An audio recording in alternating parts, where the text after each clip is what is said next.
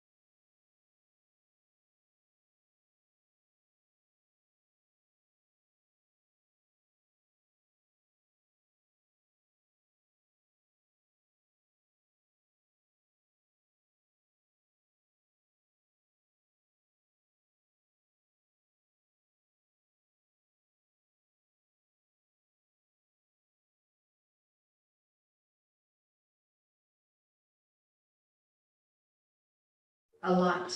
I may or may not have a. Okay, we're unmuted. Okay, why don't we go ahead and get started? Thank Yeah. Is this a problem if I sit here instead of talking? It's better than I sit there voice wise. So sad, technical.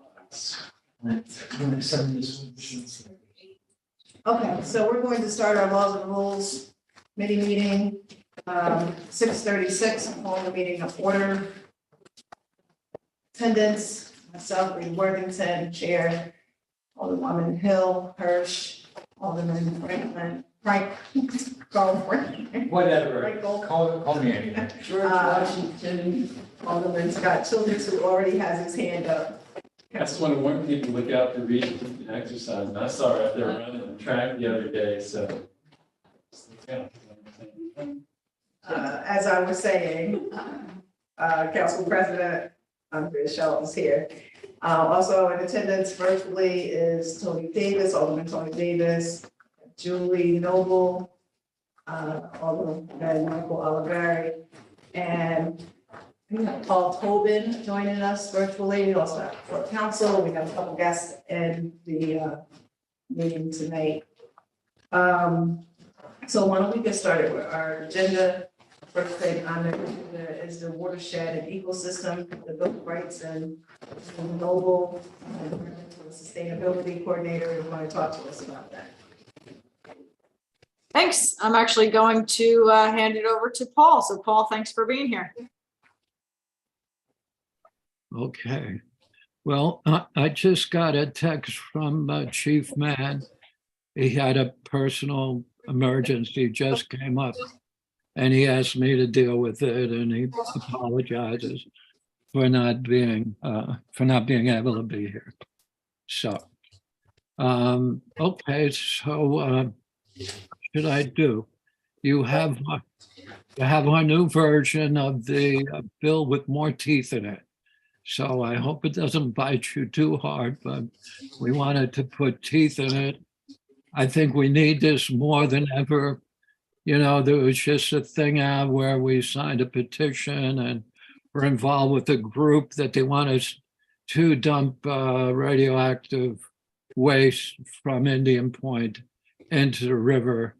you know, so we've become a country that's gone insane with, what sane beings would put radioactive waste into a thing that would draw pleasure and food and everything from. So I hope this the redacted version suits everybody.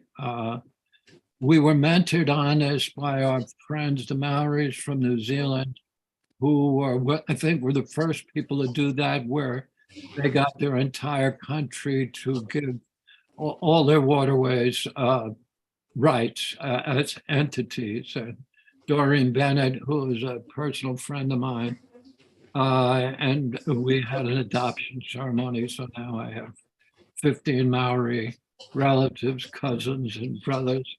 And this would be such a win for the city of Kingston to be in the forefront of this, you know, that it's needed. And why not do it here in Kingston? I mean, all the waterways in Ulster County, I mean, except maybe one or two, come through the city of Kingston.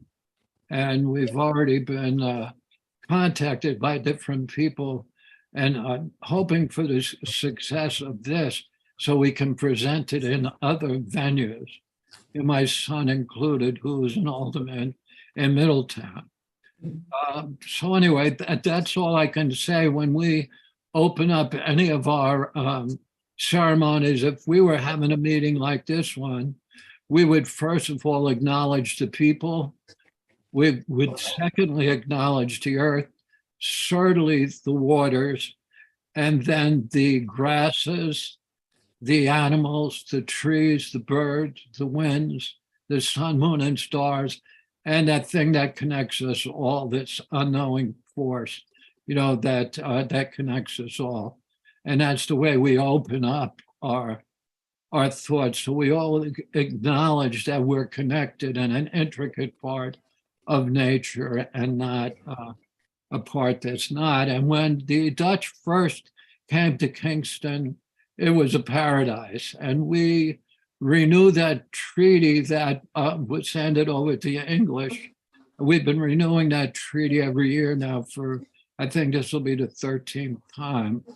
And we know we can't probably get back to that paradise that was here before, but we would like to make a place that is just livable and likable and lovable for everybody concerned. And I feel Kingston, you know, is really trying to do a job and could be a model for the rest of the country. So those are my hopes. And if you have any questions, I don't know if I'll be able to answer them, but ask them anyway. Okay. Julie, did you want to add anything?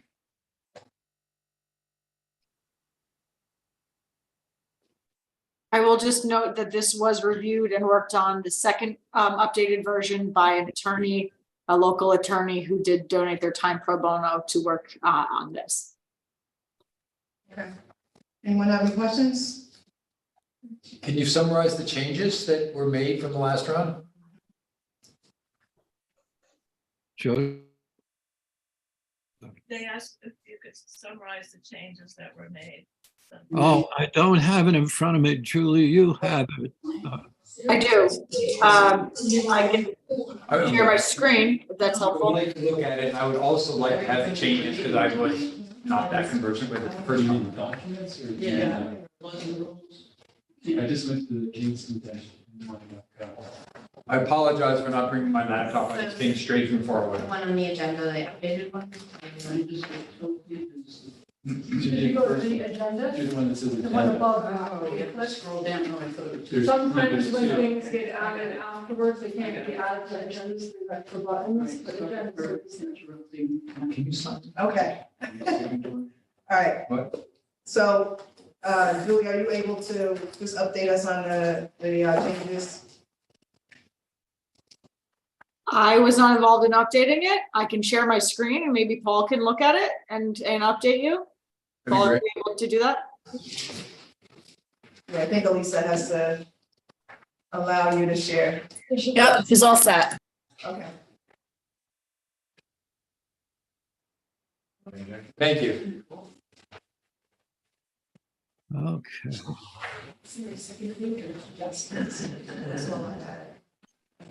Paul, are you able to see that?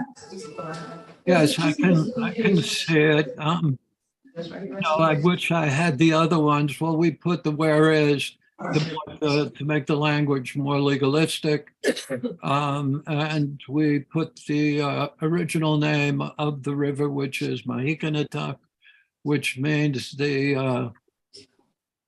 well, literally translated means a place of the Mohegans, a river, a big river that is constantly in motion.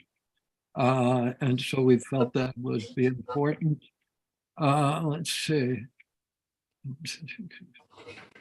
And we, instead of, we did quote the Constitution down here, but we put it in more legal terms. Well, actually, Dana did. And we worked with her and went through this piece by piece. And let's see. So, and we thought it was important that we, the people of Kingston, well, so this is whereas we, the Common Council of Kingston. Now, which, yes, So can you see both now? yes, I can. The So, one on the right is the old one, the one on the left is the new one. all right. So there is a difference. We change it from we, the people, which actually, whereas the Common Council represents the people. So you are speaking for the people, are concerned about the impact and the continuous assault and ruin from human development and industrialization of the Hudson River, known as the Mahicanatuck. So if you all can see this, then I won't have to read it, and you can see where we shortened some of it and lengthened some of it. So can we scroll down to where it says, be it resolved? Yeah. The council hereby exercises our inherent fundamental and inalienable right, power of local self-government. See where that is? Mhm. All right, so explain to me what that means. Are we allowed to do that? Are we allowed to, like, what does that mean? What kind of power is that giving us? And are we allowed to have that power? Yes. By adopting this resolution, you're proclaiming your right as an entity, that you have the right to do this, and it's a right that we all have, to life, liberty, and the pursuit of happiness, and it's just breaking it down to what it actually means. And I believe you do. So you be it resolved that the council hereby exercises its inherent fundamental rights. I mean, if you don't have it, you'll be challenged about it, but I believe you do have it because you're empowered by the people. You represent the people. This is what the people want. And so you have, and you being representative of the people are proclaiming that. So I believe that's what it means. And is that good enough for? I'm gonna ask court counsel just for her input. It just seems like there may be a little bit of massaging of that first clause that we'll have to do to recognize that there are already federal and state laws that govern our waterways. And so it seems like maybe the concept here is that to the full extent of the Common Council's authority, or some language along those lines, to recognize that there isn't actually unlimited power at the local level, particularly since there are other higher laws that apply. Yeah, it would be kind of nice to also piggybacking off of that, to figure out exactly what the rights are to have the statement, because otherwise it seems like this is a statement that I believe we're all behind.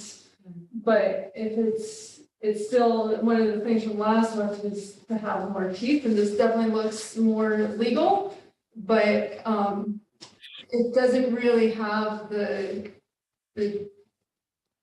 what do we do if somebody does, what's it called? I'm so tired. Break the Bill of Rights, if they do Or if something. they that's violate. supposed to violate, thank you.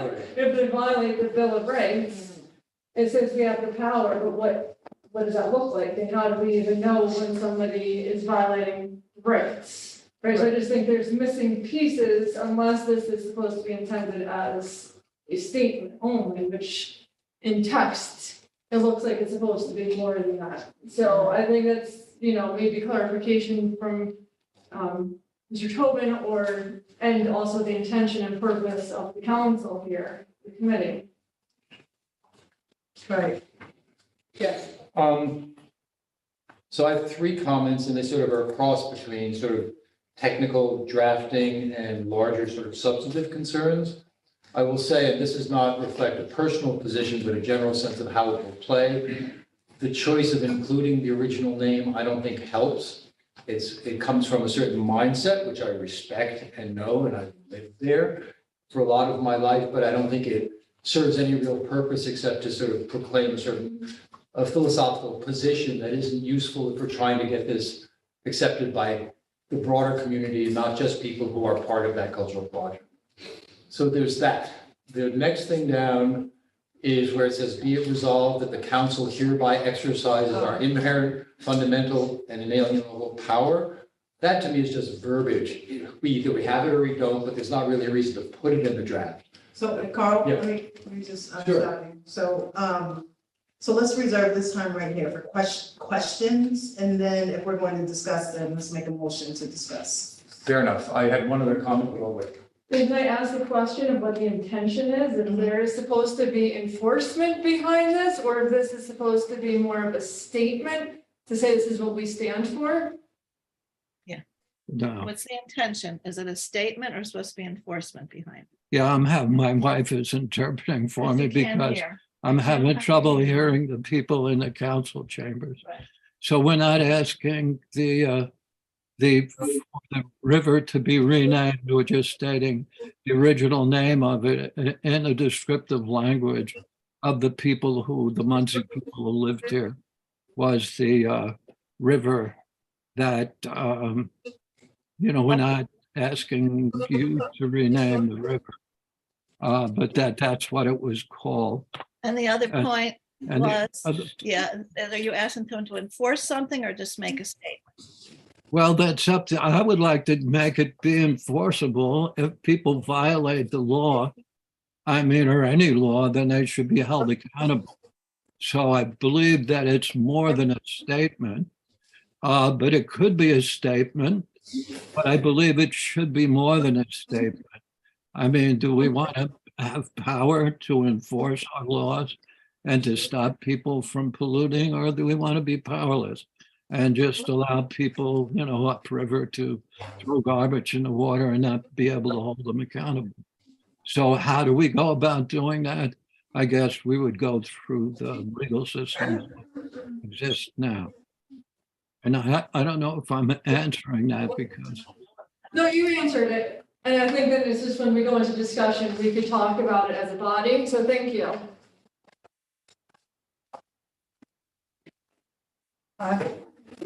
Any other questions? No? All right, so, I make a motion. Rita, I do have a question. Okay, Can we just get a better definition on, in section 4 where it says excessive and unnecessary noise?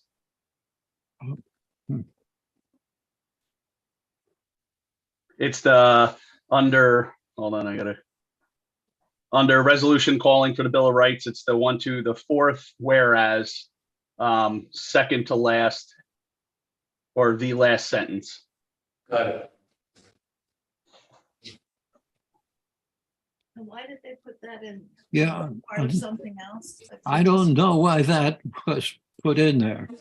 And Yeah, I mean, my concern is, who makes that determination? And, I'm thinking about all the boaters and jet skiers and everyone else that are on the water, and that could be depending on someone's interpretation of that, that could essentially wipe them out of utilizing the Hudson. Well, then we could take that out of there. I don't know how the lawyer put that in there. And yeah, I don't know where that came from. Yeah, so I have no objection to that not being in the. I remember her telling me. The lawyer had some reason to put that in there, but I don't remember why. Okay, yeah, so if we don't have a clear-cut definition on what that is, I would like to have that removed. I have a question at this point, also, a follow-up question. Yeah, yes. And it's really addressed to corporate counsel. Is this, are we discussing a law or an expression of sentiment and favor? It's my understanding this is an expression of a generalized view of things, but it's not something that we need to have a conversation about with legal implications. What do we mean by excessive noise? Well, it depends, this goes back to Andrea's question. Is this something akin to a memorializing resolution, just sort of stating a position or interest? And in that case, there are probably fewer tweaks that have to be made. But in the answer to Andrea's question, it did sound like there was some desire for enforcement. So when we start thinking about enforcement, then that really calls into question the council's power to enforce particular terms, and how they written, are they unduly vague, or do they conflict with some other higher law? So that's where it gets trickier if there is any enforcement. So I just have a question, since we are on the river and we have noise ordinances, like how far out would that we have the authority, like say, for like a noise ordinance that is under our code? Yeah, so since I haven't seen this before tonight, I haven't looked into that, but that's exactly the kind of enforcement sort of question that I think these Carl's question, Andrea's question get to. If what we're saying though is that the council is considering this as sort of expression to state how it feels about noise, then that's less of an issue.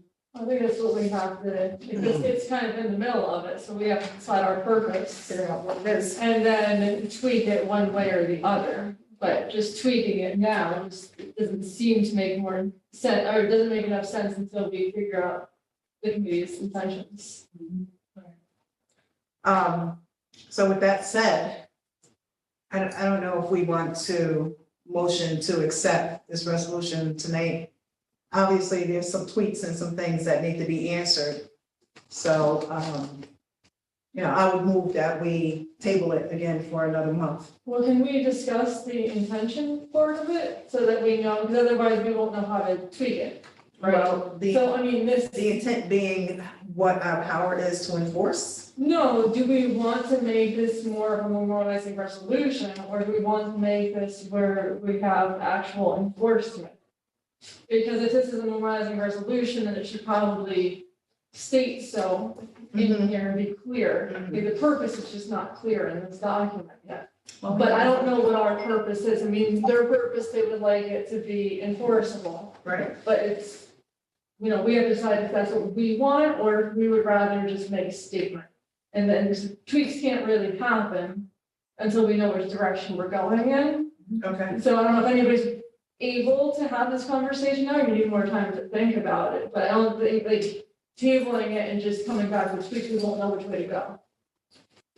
I'm not quite sure of the protocol here, but I do want to follow up and say, I think this needs to be a memorializing resolution. Law around a subject like this is immensely complex and ornery and many-sided, and it's a case of work. It's not a Okay, can. so just for protocol purposes, I feel like we're discussing this right now. Okay, Let's make a motion to discuss. motion to second. Continue. Second? Second. I think Barbara. I second, yes, absolutely. So I think that this does not make sense to explore as an enforceable matter of law unless we're willing to take the 6 months required to create something as potentially revolutionary as this. The nature has rights is a whole legal thing, but I don't think it's our place to get into quite yet. So I think we should have this be memorialized in resolution. At that point, I will be happy to share my thoughts as a professional writer, editor, and lawyer about ways it might be tweaked.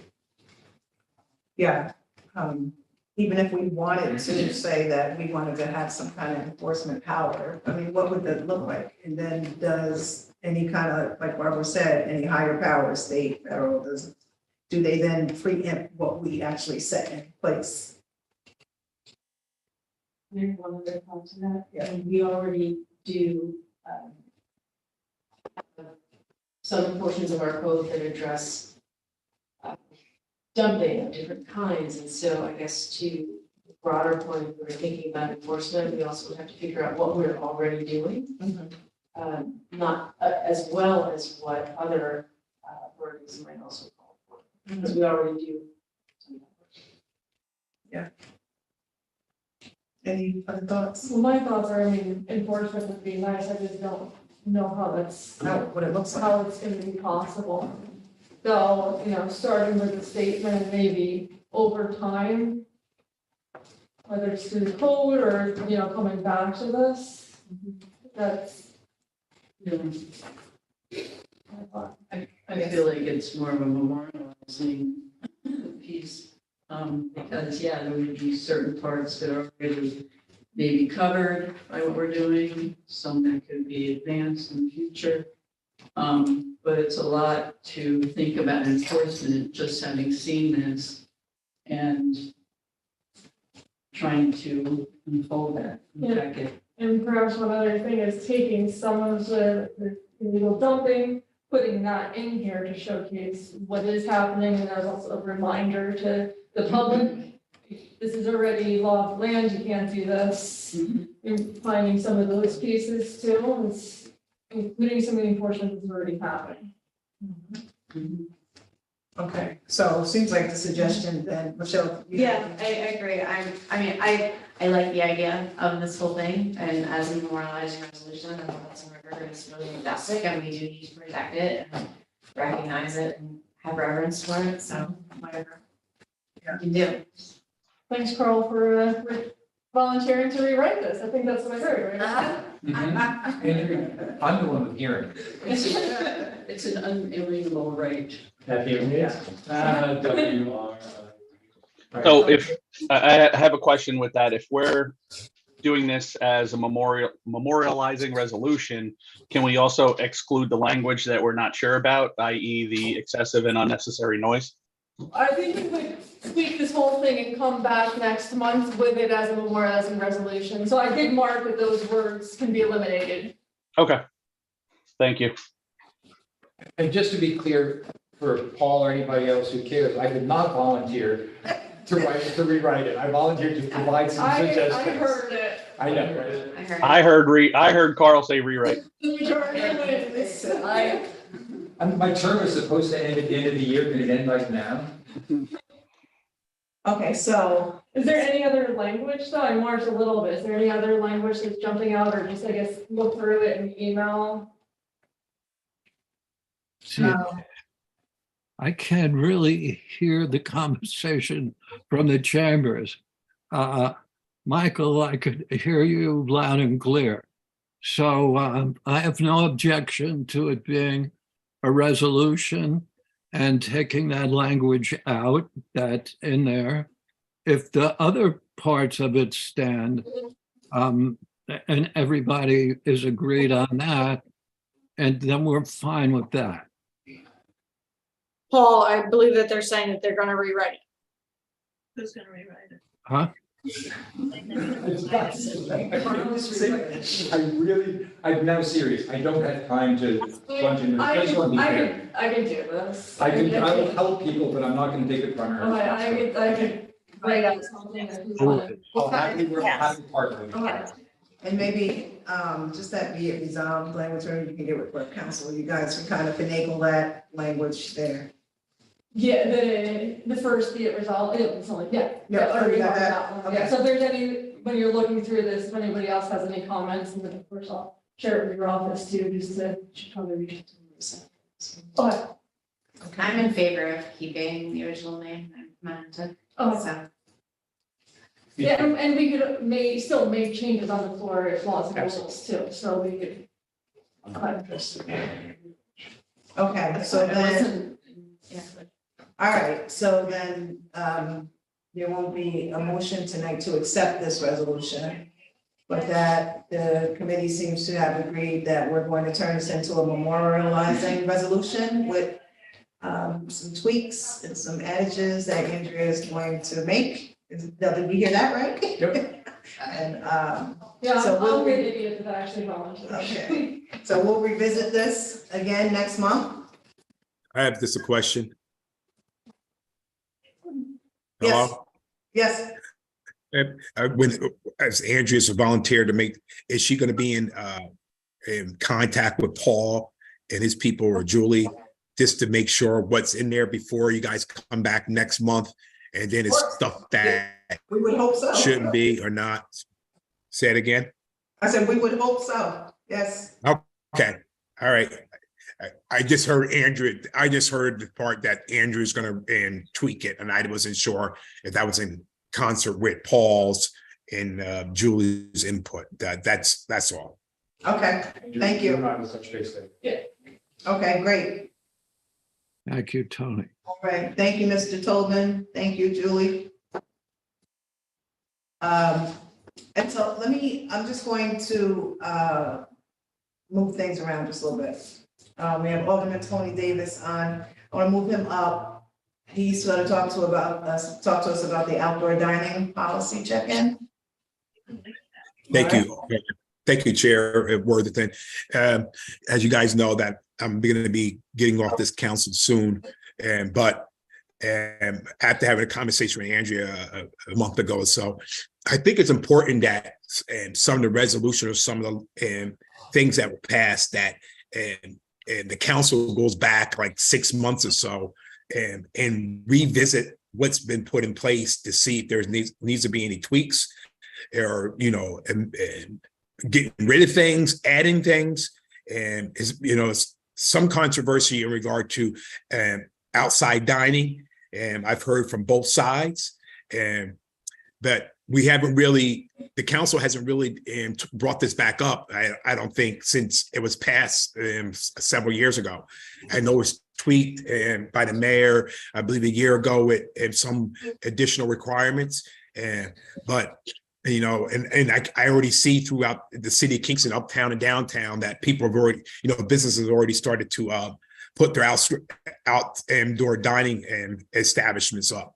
And I just think the council would be wise and for the council to, periodically, look in on this, see what the data is, see, how it's going and tweak it. Does anything need to be added? Does anything need to be taken away? I've had some conversations about maybe that, this outdoor dining is based on the square footage of the actual restaurant, not the whole entire building, but the actual square footage of the restaurant. And then you could do some kind of formula, which would determine how many spaces that they could have outside. And we get complaints about limited parking. We've been talking about limited parking with Bartet, et cetera, in downtown. And now in the summer areas, downtown, it's even uptown. There's even limited parking because of the outdoor dining that takes up the precious parking spaces that are down there. And so I just think in the future, I don't think it can be anything done now, or maybe it can be done by laws and rules. If you want to take a look at that and come up with something before the summer actually hits, and the people, if you tweak it and the people who've had their businesses, had their things up, they might have to remove some. But I think it's, I think, again, in close, I just think it's inherent in that, the council take look at these things on a periodic basis and not just let it go and see if anything needs to be tweaked, anything needs to be changed, anything needs to be added, anything needs to be taken away, and especially in regard to this outdoor dining. And so that's all I had to say. I'm not sure if there's any questions or any comment discussion on this. I'm not bringing anything up there unless you guys want to take up the matter right now.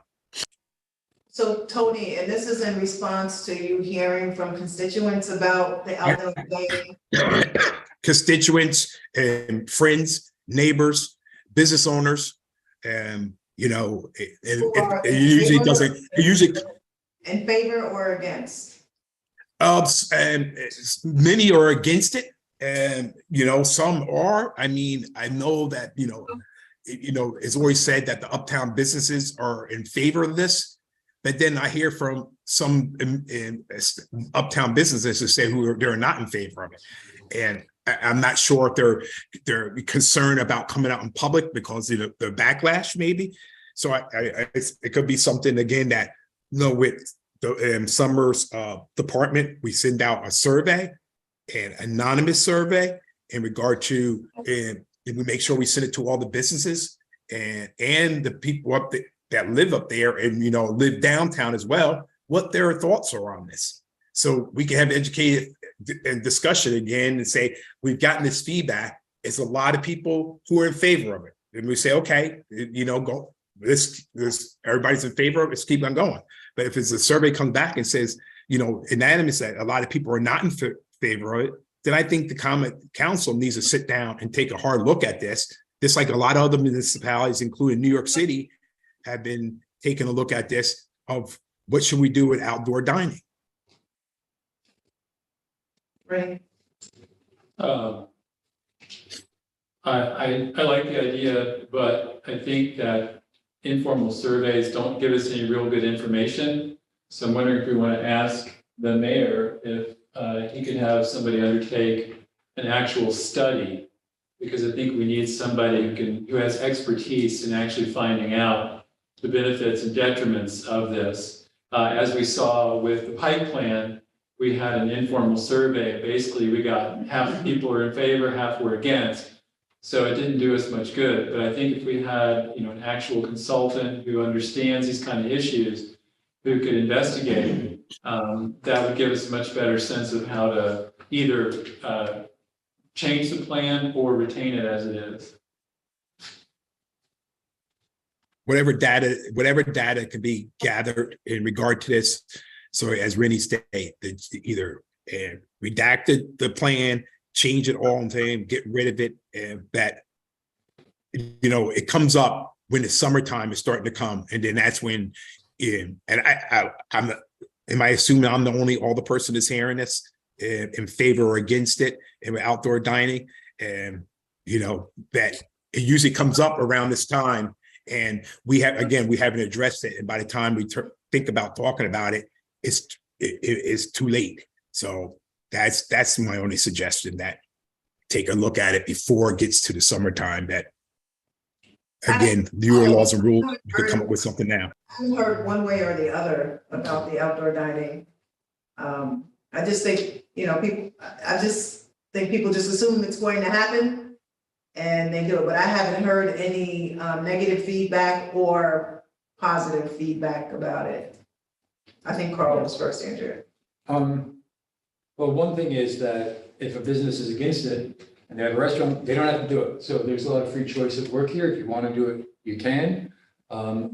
My sense is, and this is just personal, it's not based on what everybody thinks, that it is a clear win in terms of the ambiance of the city, in terms of capacity, in terms of COVID anxiety. There are many, many reasons to do it. I haven't found many reasons against doing it. And the last thing I'd say, that may be too late already. They are going up in Uptown as we speak. Yeah. So what are you going to do? Tell them to take it down now? So I think that ship has sailed for this year in any event, Tony.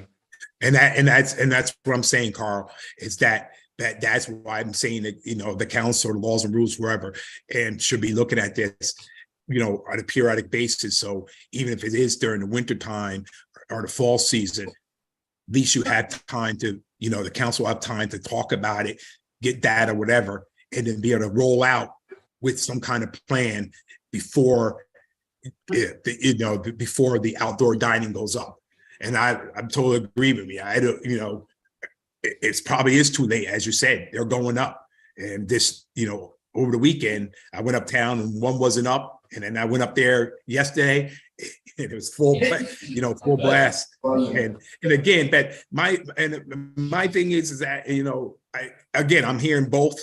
I'm hearing more negative. That again, businesses don't really want to come out and say that because of the negative feedback that might occur, and that it comes down to the city. We are so congested there's so much limited parking in, especially in uptown and downtown. And, you know, we've all heard stories about people riding around trying to look for a spot in downtown and uptown areas. And now those precious spaces, it's particularly in downtown, because they don't have all the parking that, you know, the 2 parking areas or the 3 parking areas uptown, it gets tighter and tighter to find places to park. And again, it's not gonna, it might not create a lot of additional parking spaces, but that's what I hear. And another part to that is that maybe we need to take a look at all the signs that we have up, handicap parking, no parking to the corner, where we still have vehicles that are parking to the corner and nothing's happened. Maybe we need to sit down and take a look at that and say, with the engineer, and say, can we create another parking spot? I've had some discussions with the mayor in the last couple of weeks about some roads uptown from just, you know, walking. You know, the road is parking on both sides, then it gets to a certain point and then there's no parking allowed. I don't understand that. And the mayor did say he was going to speak to the, you know, city engineer about that, to create more spaces, even if it's 1 or 2 more parking spots. At least we're trying to create more parking in a dense city. And you know, and that's what's my part. And I appreciate Rita letting me go up ahead. I said it wouldn't take a lot of time, so I'm not going to take. Okay, thank you. Thank you, Ken. Just to answer, you didn't really ask, I'm gonna answer a question you didn't ask. For the businesses, I think there's some businesses, they're not creating it, but they're not super happy with the other businesses. So I think that's where, and that's, you know, where Tony is saying, they may not want to say that out loud, because you want to be good neighbors. Correct. And keep those relationships going, but. Thank you for adding that in. I'm busted, you got me. So then the other, I guess, thought is, who are we asking? Rennie, I'm pointing to Rennie, he asked about like getting a consultant about data, about the economics of this, or are we just asking the public what we want? Because one thought that Tony and I came up with when we were discussing this is remember on what's it called, Engage Kingston website, we did that really easy, simple survey for the prospects, something like that. And it may not be for this year because things have already happened, but maybe just actually we put it out, ask the executive branch put it out there through the summer when people actually are using it. But are we wondering what the constituents are thinking? Are we wondering what the businesses are thinking? Or are we wondering more about what a consultant, the more technical data of it? Well, I think a good consultant would be able to incorporate all of that. Get a sense of how, you know, it works economically, how it works socially, what different constituencies think about it. Yeah, I'm just totally against putting it out there survey. Yeah, so Tony, Barbara, and then I'll come to you. Tony, you wanna talk to the mayor about what Andrea just what Rennie suggested about getting a consultant to collect some data on this? And then perhaps that's when we can revisit the policy. Yep, I have no problem with reaching out to the mayor's office in regard to this issue, and then, you know, speak to them that, you know, laws and rules, you know, it's been discussion of laws and rules about getting the consultant to, you know, get a heartbeat on from the city in regard to this. I don't know how much, you know, incorporate that, but I can reach out to the mayor's office, yes. Fantastic, thank you.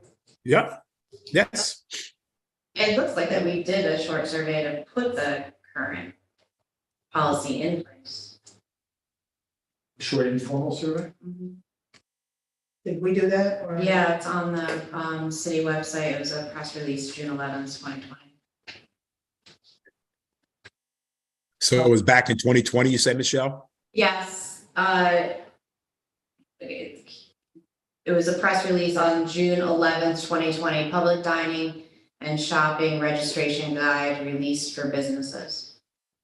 Correct. So we're talking about coming up on 3 years. Yeah. And since really I we think it would talked about be this. time. It's been long enough to revisit it again now and then. Yeah.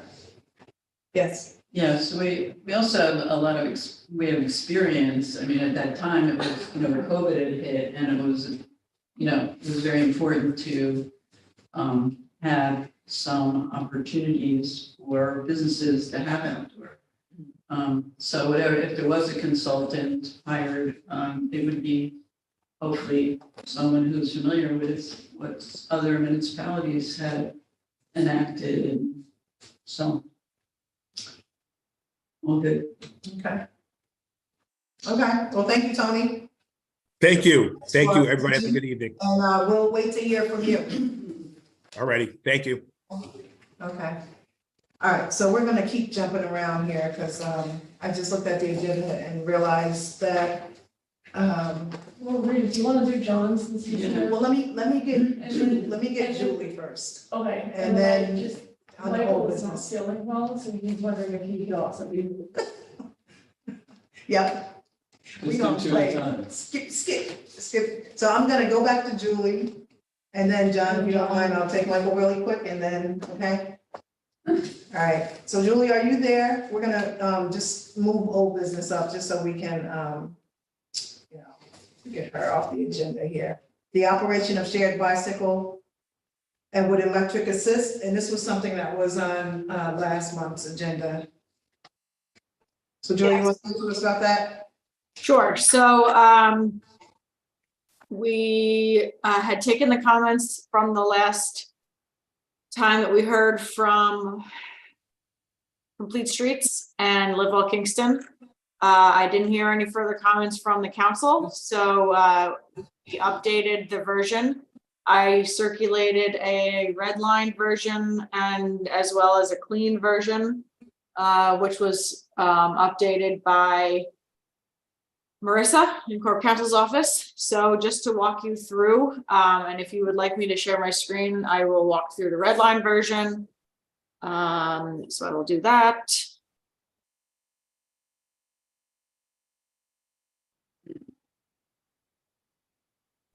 So nothing on the first page is changed. The second page is not changed.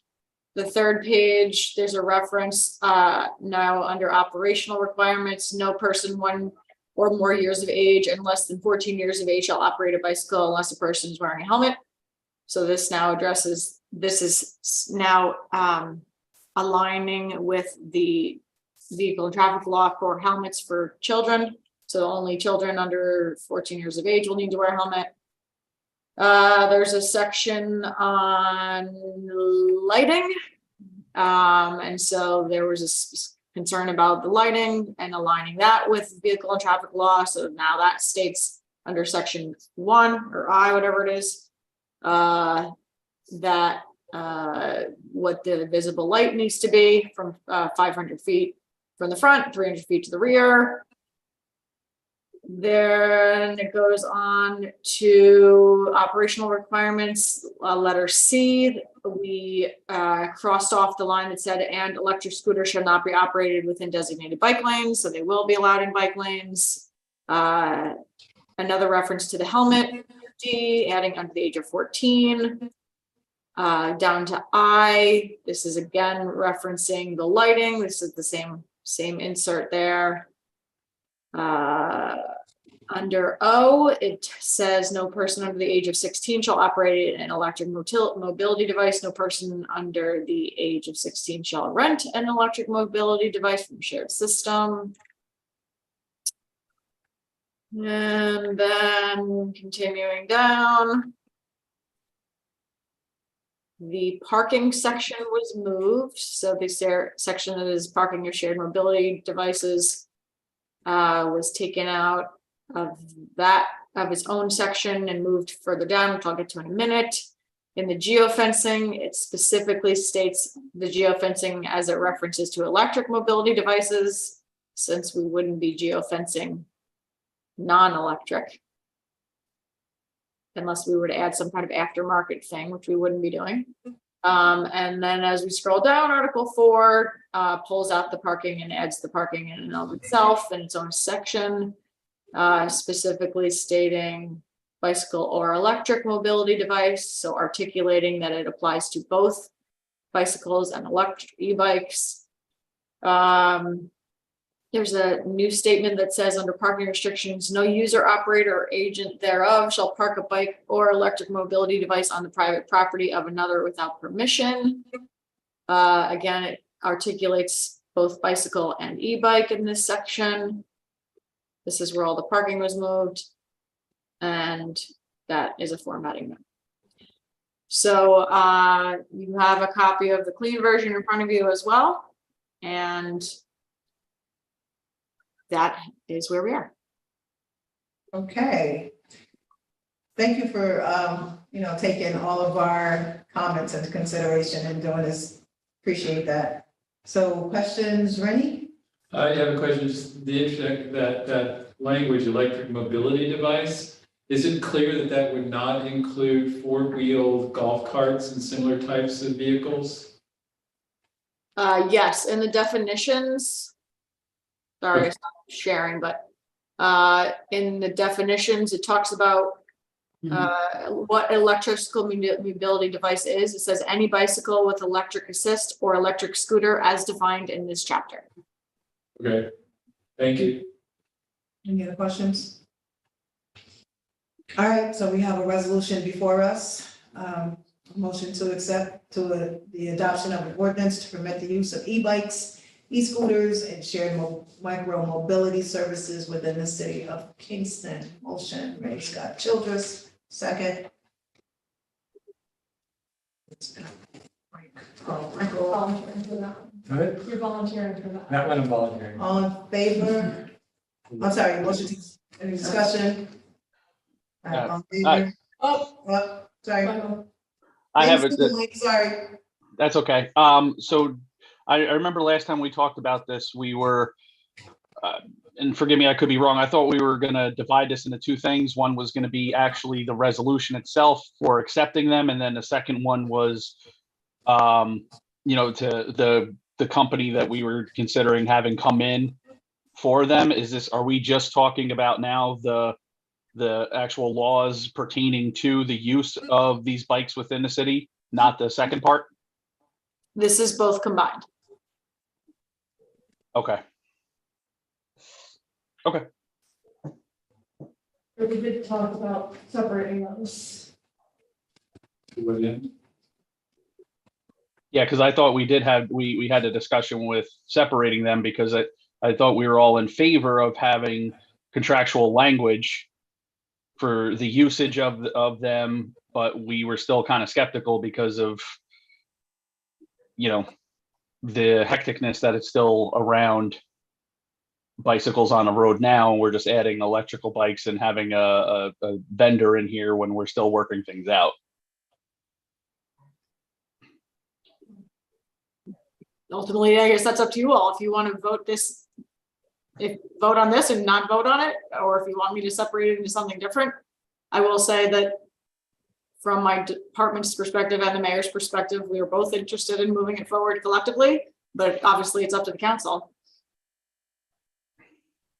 Yeah, because I mean, if I'm being frank, the language for it is great.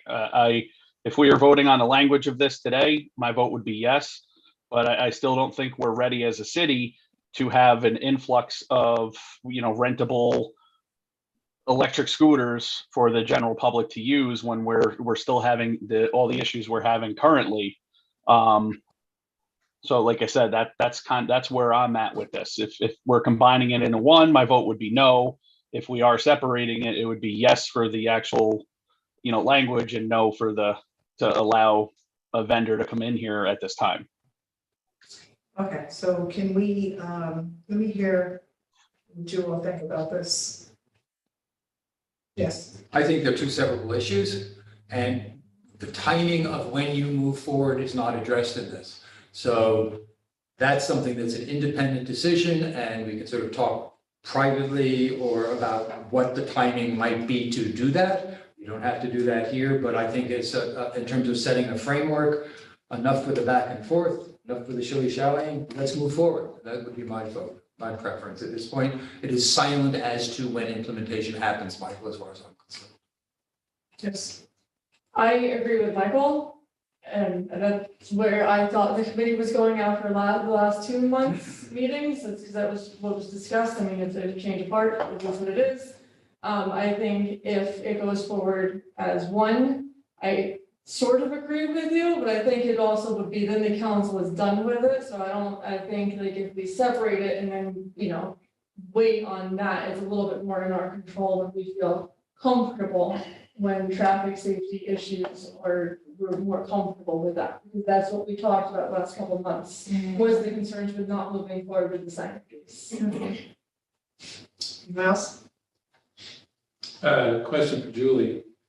So if this goes through as one document, one piece of legislation, is the city actively courting a fleet?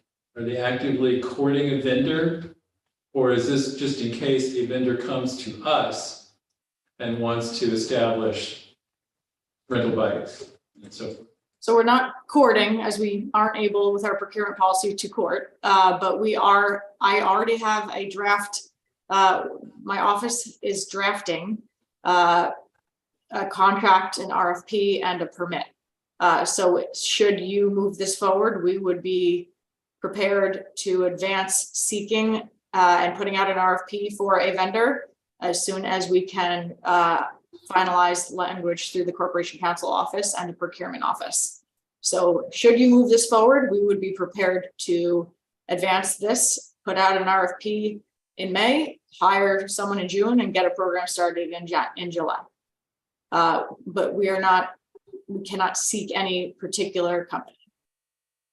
Right, yeah. Then that would go back to finance then? The second piece would come to finance for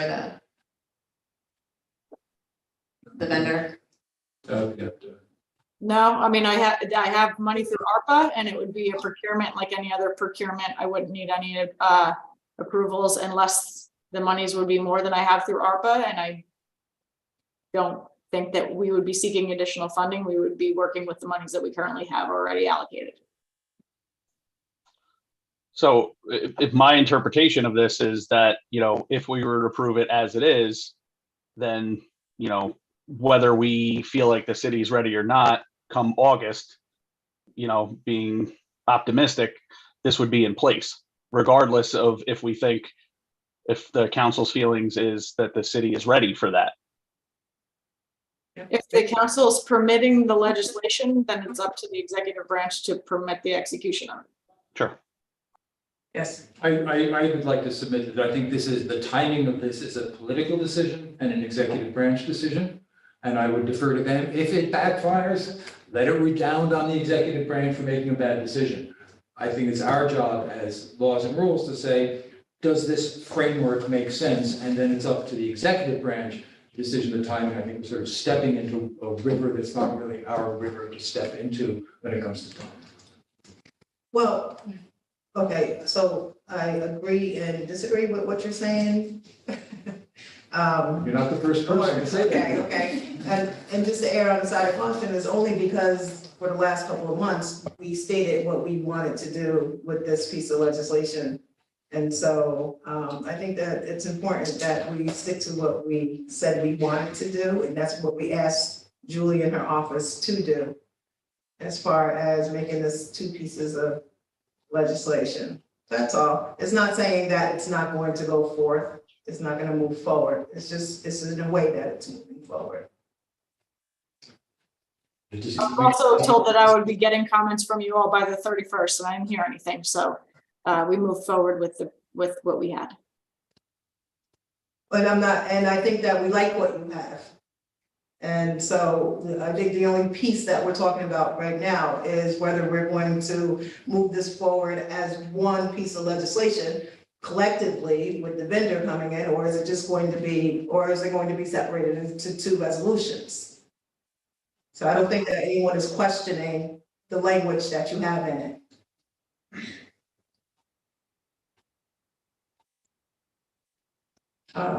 So is it clear which sections would go in which pots, as it were? Like, is it easy enough to say like section 1?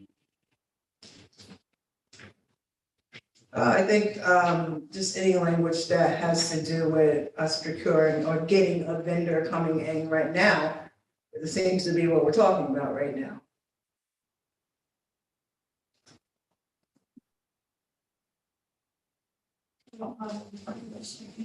So do we as a council have the ability to say right now, okay, we approve this, but we're also not allowing the purchase process to continue until council deems appropriately? Like, I don't know how that would. We have the authority to change anything that you see. So if you know which sections you would like to see out, we could make that change. So it's basically Article 3, right? We're talking about taking Article 3 and separating that out as a standalone piece of legislation. Right? I don't have it. Can we pull that up on a screen, Julie, for us? Yep. Yeah, Rennie, I see what you're talking about, and I would say, yeah. So, for just big picture wise, it goes through definitions. And then bicycles, Yeah, that's about safety issues, right? yep, and then electric mobility devices. It's also basically about safety and operation for anybody. Article 3 is regulation of the shared mobility device systems. I think that's the one we're referring to.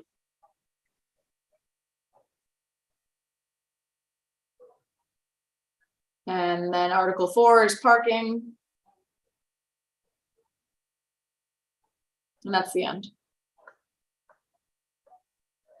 Article, can you go back to Article 3, please?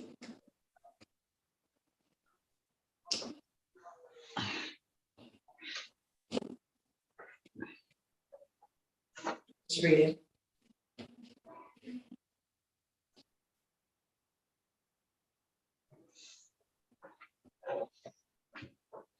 So is this the article where it talks about where we would actually have purchasing rights and vendor rights? Yeah. This is the article that we're talking about amending or taking out now. Turning Article 3 into an independent piece of legislation. So if this were pulled out, then shared services would not be permitted in the city with, I'm sorry. My understanding is if this were pulled out, then shared services would not be regulated Right. in the city. Well, sort of, if we pull it out, the idea is that we would have 2 votes. Everybody would vote on the safety part, and then everybody would vote on the shared device systems part. So if there's a majority in favor of both, then yes. But in the meantime, somebody could come in and start doing it. Well, no, we do it right now. It's, if they're both, we vote on both of them tonight. I thought you were delaying one until such time as you deemed it appropriate to let the shared system start. But we're voting on them both now, and just separating them out, is that what you're saying? That's one option, yeah.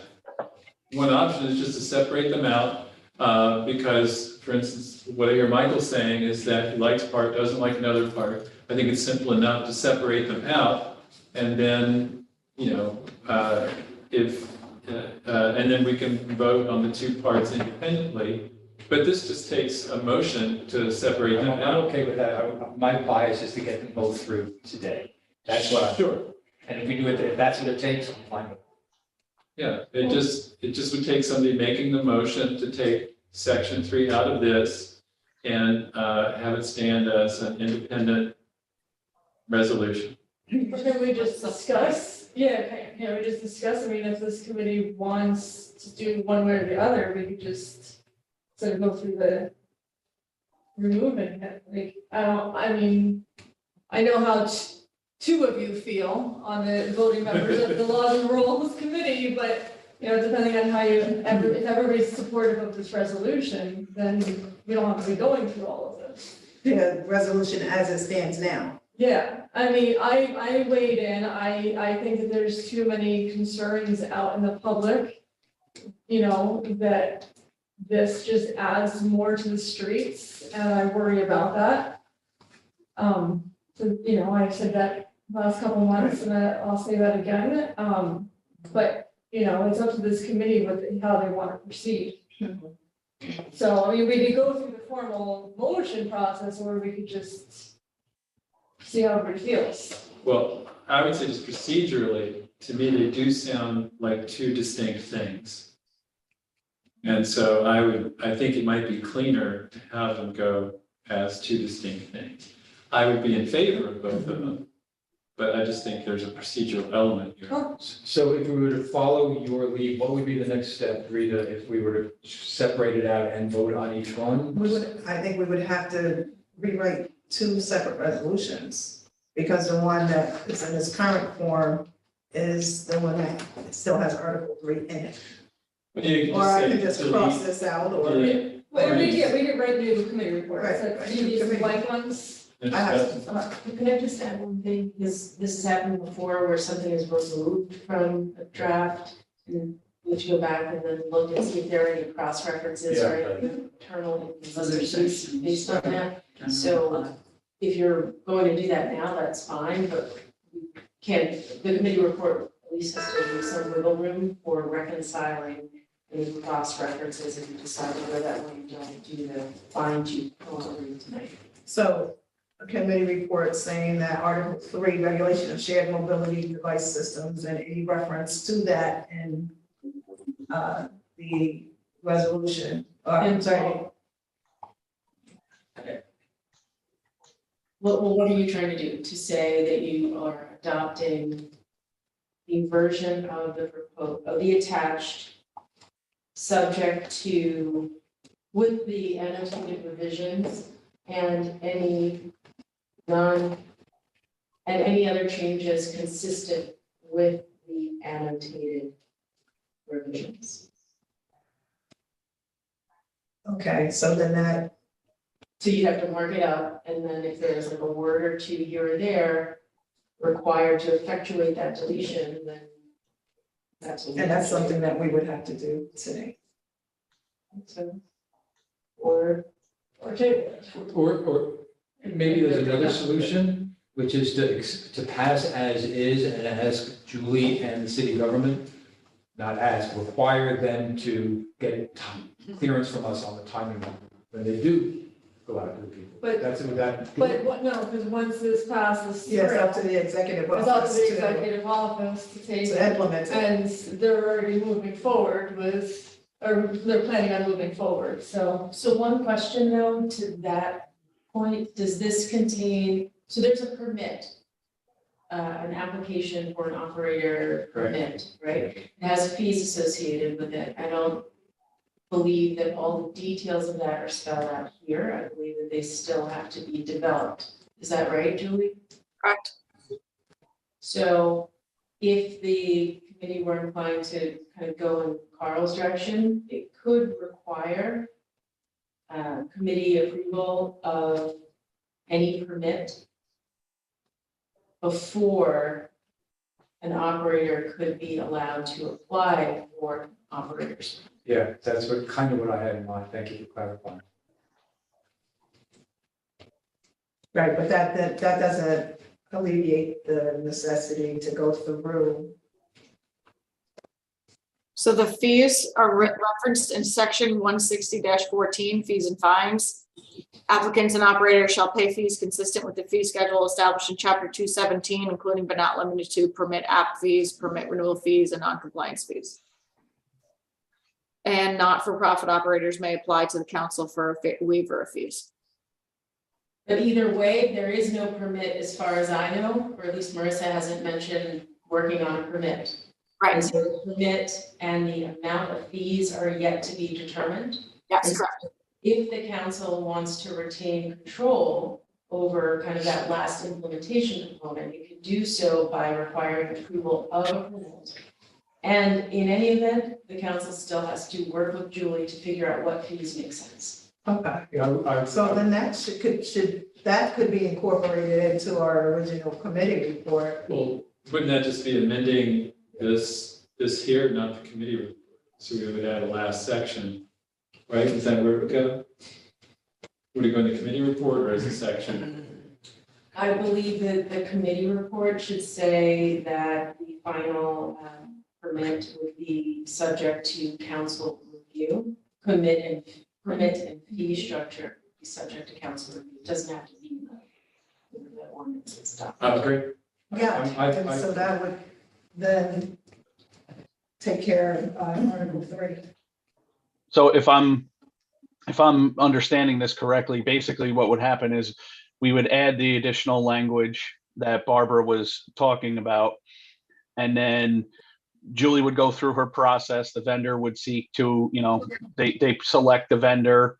And then before they apply for the permits, we as the council would have essentially final say on whether we want to do this.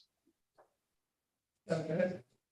Yes, but I do think working on the permit process and figuring out exactly what will make the council comfortable with moving forward should happen before we kind of get too far, maybe, or at least till Julie gets too far in working with an individual vendor, because if she gets some good proposal and thinks that that's decidedly better than some other proposal, we don't want to lose that entity because, the council hasn't been able to kind of finalize its requirements. And my fear with that would be, if it's that far along, would that really give us Time to. time to review it, but then also would we feel pressured to say yes, because everything is set up? Yeah, it's kind of, to me, it's defeating, and again, I'm speaking for myself and, I believe Andrea feels my sentiment. Right now is not the time for this. And I don't know when we will feel that time is right, but the speed in which all of this is going to happen, I'm still hesitant because I just don't know when Kingston will be ready for this. And to pass this all along, it's almost unfair to Julie to go through this whole process of, doing the RFPs, doing everything like that. And we're still, it's literally the last step. And we're like, nope, we're still not ready yet. Because like Barbara was saying, people are going to back out. They're going to say, oh, well, forget it. If you're going to sit on it, I'll just take my business elsewhere. Versus, we wait a little bit until we feel like the time is better. As Julie was saying, she's got all the stuff ready. And then we say, you know what, the time is right. Let's pass this through. Because, again, I'm speaking for myself, but I think we all agree for the most part, the language is there. And then when we feel Kingston's ready for it, then we execute on it. But I don't know what that looks like between what we're trying to do now. Okay, I hear you. All right, so I'm really leery about putting motions on the floor, passing things when there's so many questions and still so many issues that need to be resolved. Could it be simply, we just say, we're going to table this until further notice, and then, we set something up, monthly or quarterly where we just talk about the status of where we're saying Kingston's at. And if, the council comes to an agreement or majority agreement that, hey, listen, we're ready, then we pass the resolution and then Julie's team can just move forward with it. Yes.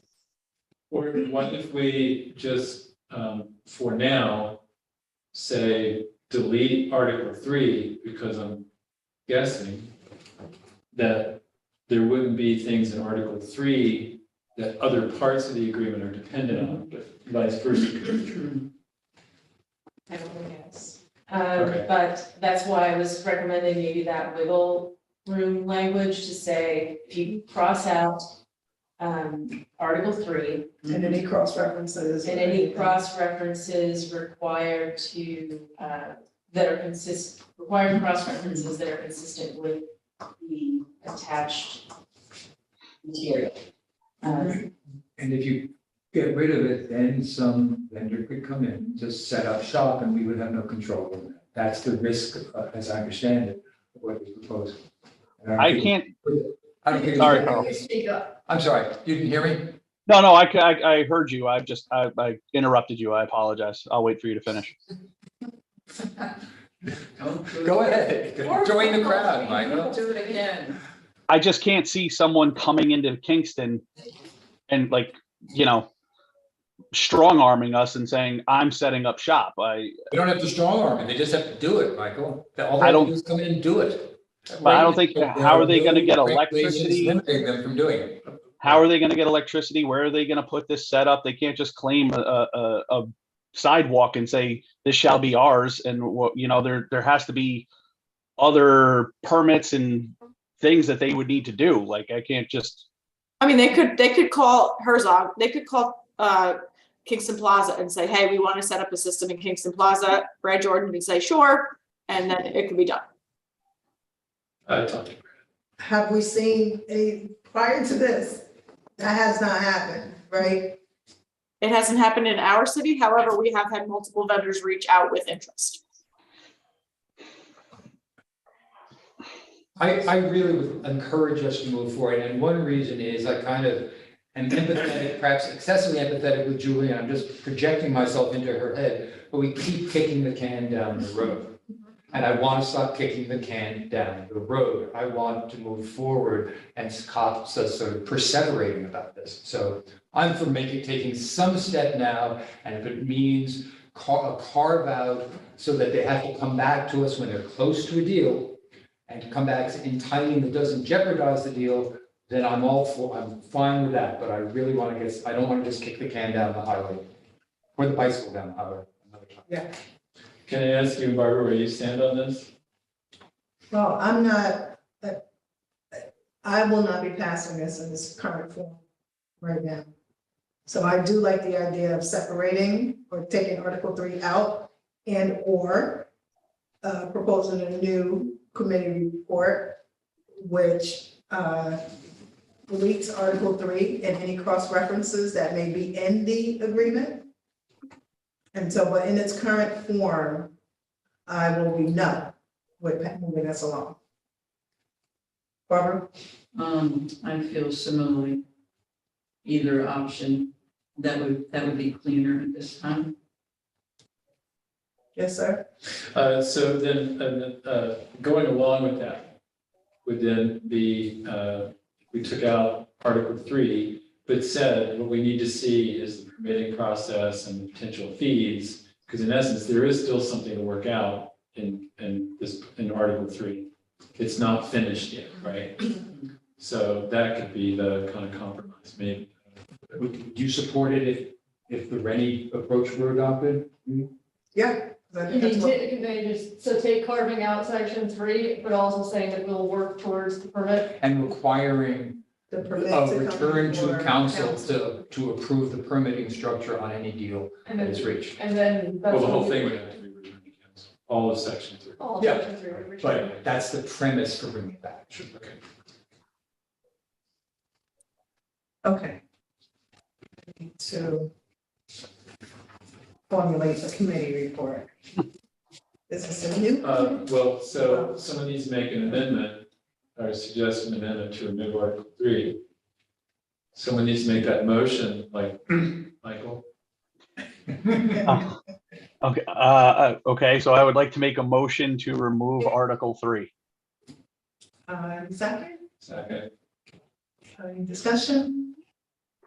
All in favor? Aye. Any opposers? Okay. All right, so we have motion to make an amendment to remove Article 3 from the agreement.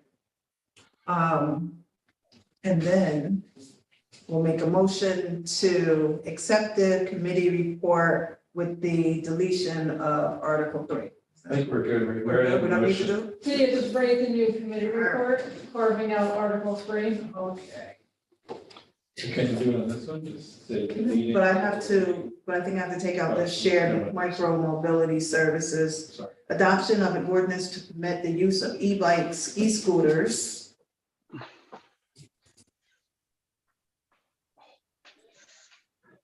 But will this still give the council the ability to not let someone come in and, because they'll have to file the permit? It's my understanding. So this depends on what is actually being taken out. So I can pull it up, or if there's an extra copy that would be a little bit easier.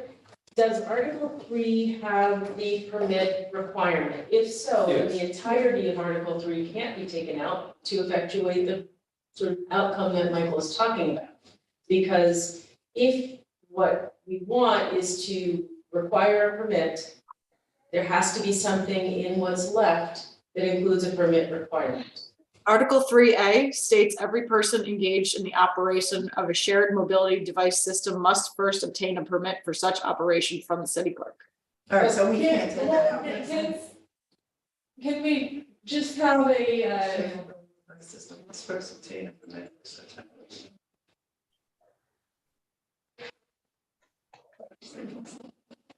can we do 2 committee reports? One being carving it out, and a second committee report saying something along the lines that we're going to work towards this permit system, and until then, is that a cleaner option? But that doesn't, maybe I'm missing, but I think that doesn't solve Michael's concern, because some reference to a permit has to be in whatever you pass, or else anybody can come and operate without a permit. This undermines the vote we just took, but could you have language that said, first must obtain a permit for such operation, and said permit, the parameters of said permit must be approved of by the common council? Would that address the issue? It could be, but you can't do that by simply crossing out Article 3. I guess. No, I'm suggesting we leave Article 3 with that additional proviso as an alternative to what we just passed. Well, if you look at F, in 3F, it says the application fee, permit fee, subsequent permit renewal fees, and other fees as applicable shall be provided in 160-14 of this chapter. So that cross references to 160-14, which is the fee section. It says applicants have to pay a fee consistent with the fee schedule. You haven't set up the fees of the fee schedule yet. That's something that we need to go through finance. All right, so.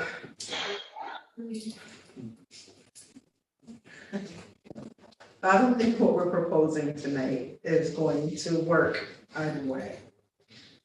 2 separate resolutions, carving out anything. And this is getting more confusing as we go along, to me anyway. It almost sounds like this whole agreement just needs to be rewritten.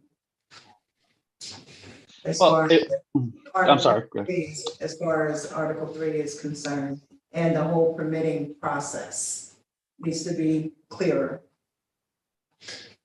But I hear Barbara saying that we have to have something that says there is a permitting process in order for there to be work on a permit and fee schedule.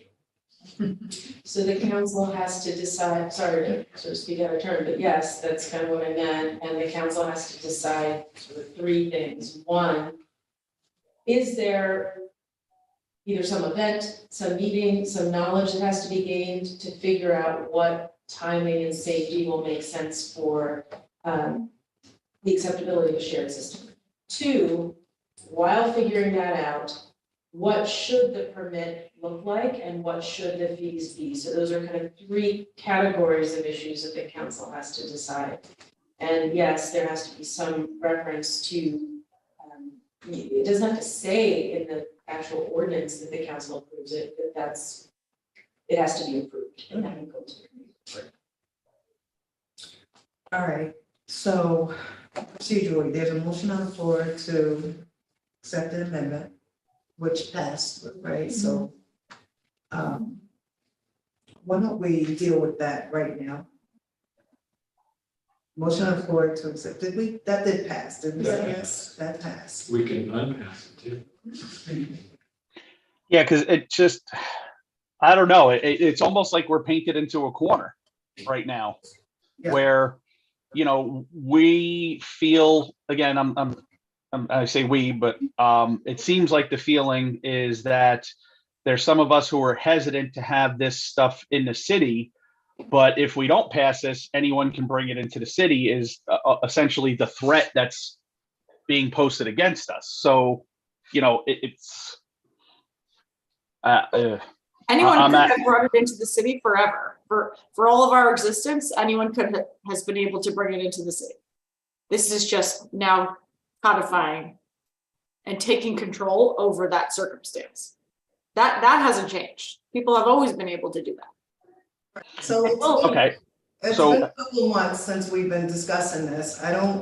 Is there a real time issue associated with this right now? Or can we come back, revisit this another month, and I ask maybe Corp Counsel's office, and I have a smile on my face, and Julie's office to kind of go over this agreement again and maybe revise it or put the additional language in and delete the language, or we cannot, are you looking at me because? Oh, I just wanna see you, cause if I'm not looking, I don't hear, so I'm just trying to pay attention. Can I just add something to what you're saying, Maria? Is there, because I know Marissa's worked on this with Julie, they've spent a lot of time on this.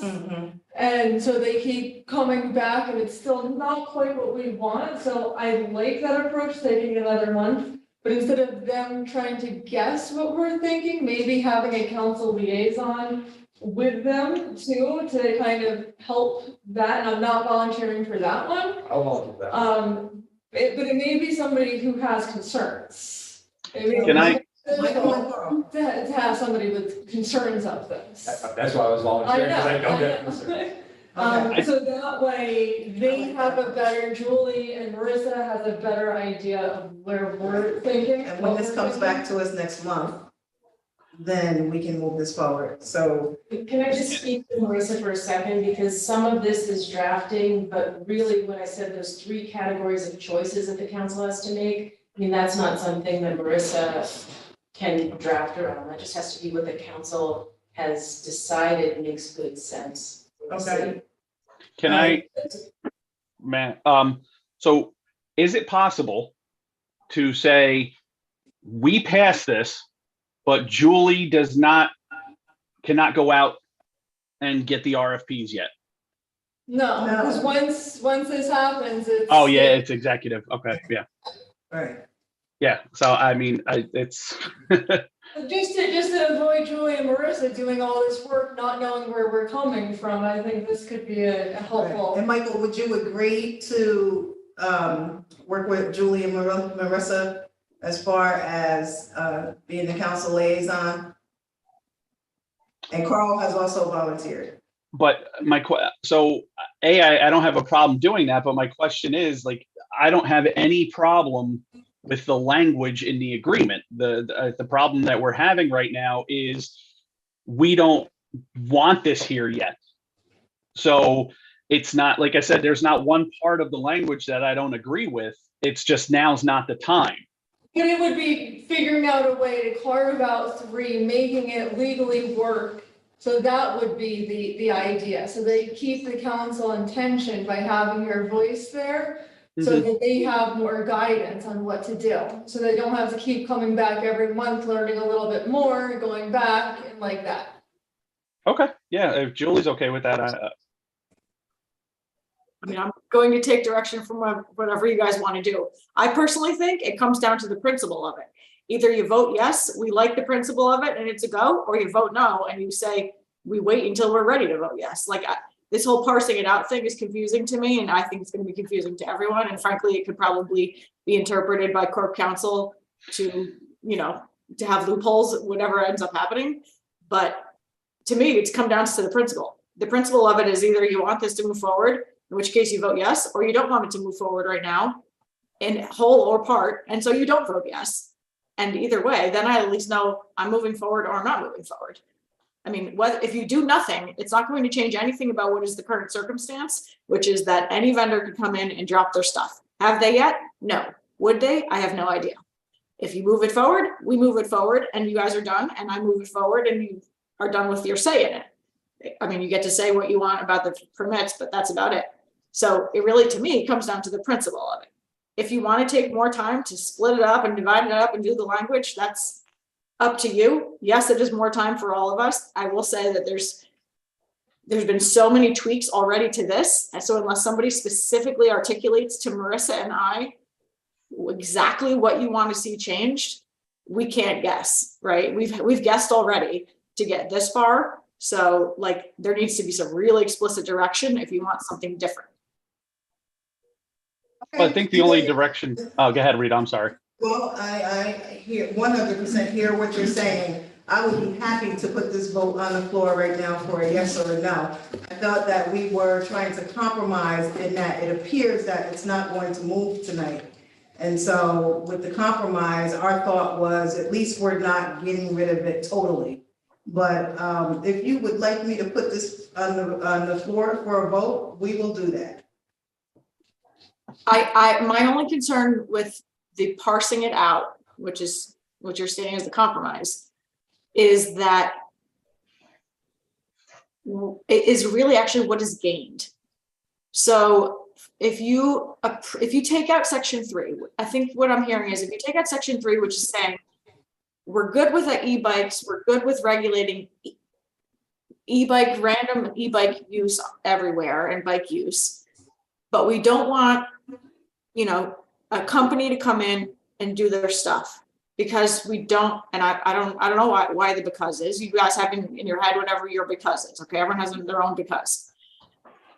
So then I would be walking away saying, okay, e-bikes are regulated, but I can't move forward a shared system. I don't know what is gained from that because people can already get e-bikes and they can already use e-bikes. And so there's some regulation with that. Yes, absolutely. I guess this would change that. But it's basically saying that we are not going to move forward with pursuing or permitting, whether we pursue or permit.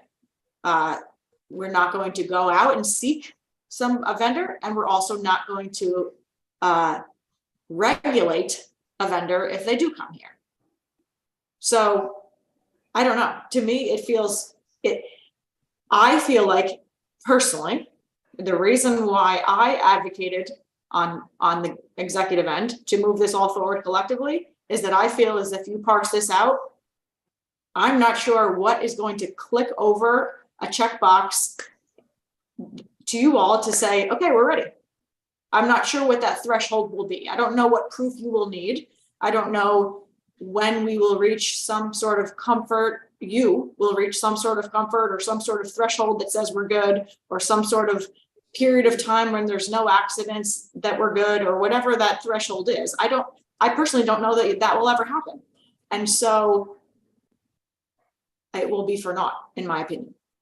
Well, by parsing it out, I think that we would be saying that, yes, we will regulate e-bikes and scooters. We're going to regulate that part. We're just not going to have a vendor bringing in bikes, right? So I think that there is there's a positive to parsing it out, right? Okay.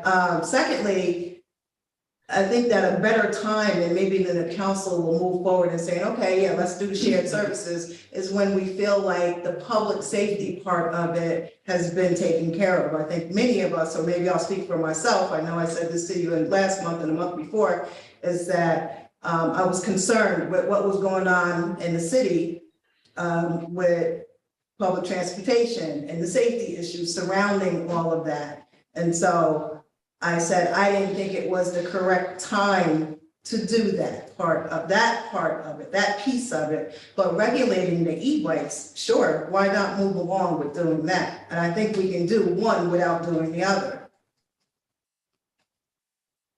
Sure. I mean, you guys have the power certainly to do that. It would also, if you do choose to parse it out and separate it it would be helpful to know or to have guidance on how the council feels we should advance working to achieve a better time. What needs to be done? Do you think it needs to be education? Do you think it needs to be events? Does it need to be a different sentiment from the community? Does it need to be a period of time where something does or doesn't happen? And is the council giving directive on that, or is it, or? Well, those are certainly things that need to be discussed, and, yeah. So I agree that it needs to be specific, and I agree that it needs to be explicit in what we're going to put in the agreement, so, those are my thoughts. Rennie, you had your hand up. Yeah, you said, I don't remember, but did we have a discussion about, you know, some of the public safety, the street safety issues that were coming up? You're gonna maybe doing some, meetings about the reduction of the speed limit and other types of road safety. Was that in any of the discussions? I don't quite remember. Or would that, if we decided not to pass this part of it, would that be part of it? No, it's not true. Forget that I said all that, because I would like to consider the safety portion of the, yeah.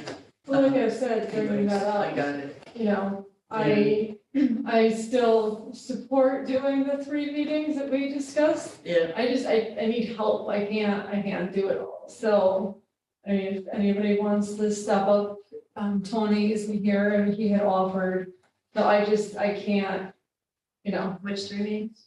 The public safety meetings Oh, that we okay. talked about, kind of like, the redistricting ones that we did, a Okay. little bit more relaxed.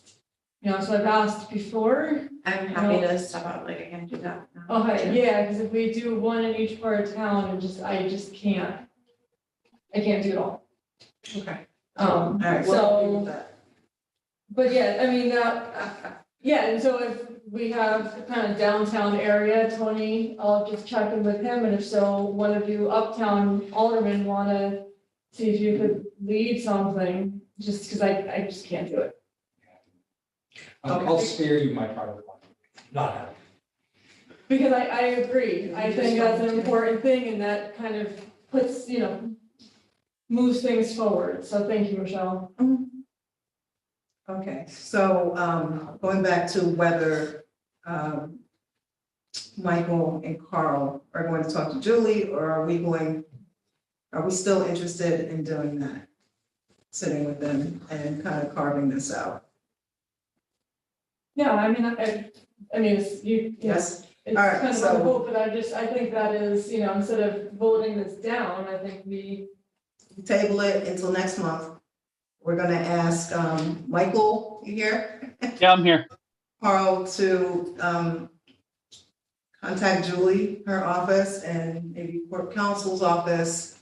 And we parse out that language, Article 3, while at the same time regulating those e-bikes and the permitting process of the, legislation.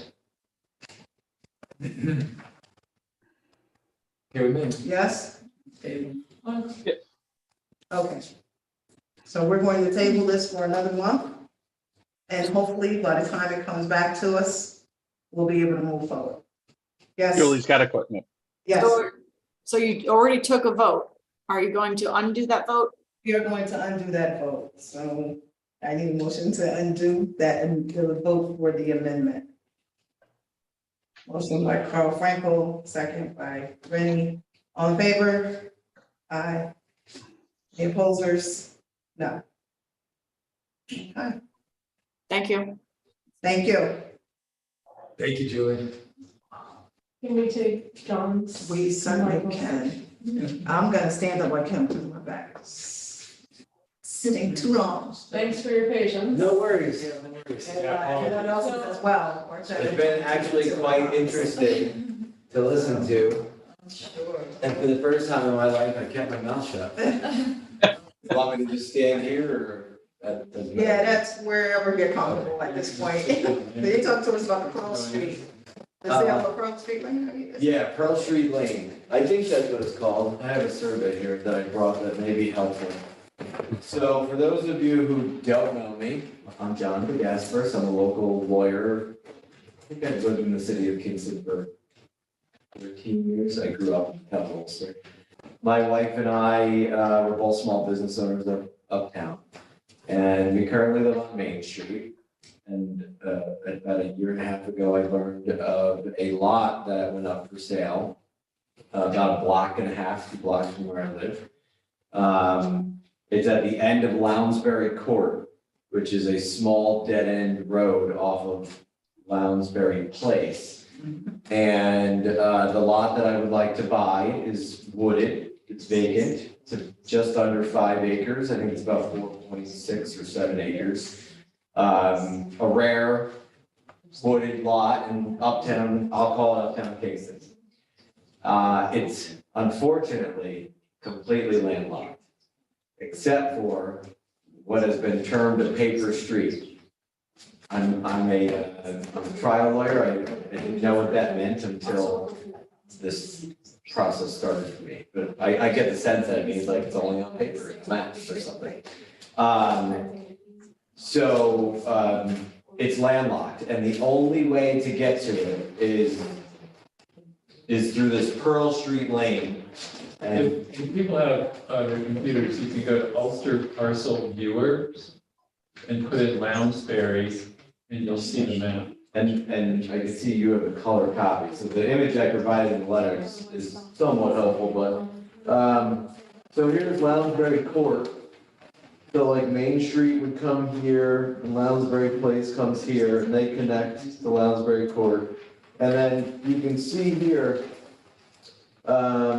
this is the lane, this is Pearl Street Lane. If you go there now, there is no road. You could kind of get the sense that at one point in time, there was a road there, but there are trees, you cannot drive down the road. Which suggests to me that the city has not used it in 50+ years. I mean, many of these trees are very mature. So I can't buy the property if I can't get to it. And, you know, I remember from law school learning that there's a policy generally in the United States, but I believe in New York specifically, that we don't like landlocked land. And that in theory, I could go to court and ask a judge to make the city sell it to me. That is certainly not what I want to do for my own personal use of time or to be adverse to a city that I love. So I would like to build a house on it. I live in Kingston. I walk to work quite often. And my daughter is in kindergarten at Edson. I'd like to keep her with her friends. She has friends that live on Patriots Place and Beth's Drive, which border this lot. So we just look like, you know, if we could build a new home here, we would have a future probably for a very long time here. So I know this property and I know your situation because I looked at it to build an indoor tennis club there like 3 years ago. Is that right? It was like 5 acres. It was perfect in many ways. So I actually did some due diligence on that property. And I know the situation you speak of, and you have, I don't know what you're asking for in terms of price and negotiation, but in general principle, you have my full support. Thank you, appreciate that. I don't know the first thing about this type of thing in terms of price, so I would like to purchase it if the price is fair. My studies have suggested that but the city doesn't necessarily get, I don't know if I want to say fair market value, but like, I don't really know how that goes. So I guess we'd have to talk about a price. I'm not going to pay an extraordinary sum for a vacant road. But because I have to clear it, I have to build the road. There is a water main that runs under it that connects to the tower at the top of Pearl Street. So I have been in communication with the water department. I actually reached out to them at first because the lot is so far away from the public road.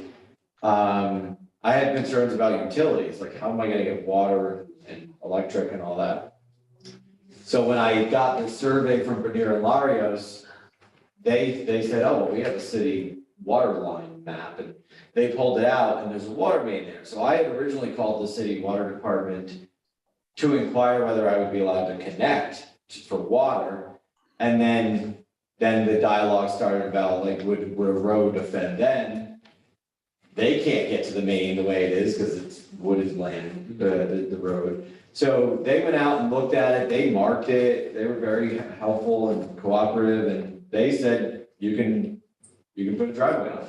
Their only concern was when you begin to, well, they informed me that other people are already connected, so it's not a big deal in that light.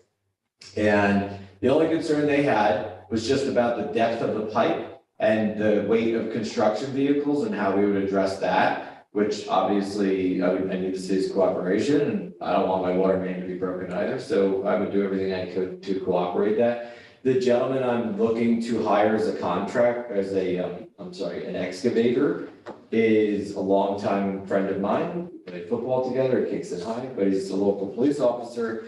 And so naturally, I think he would do everything he could to cooperate as well.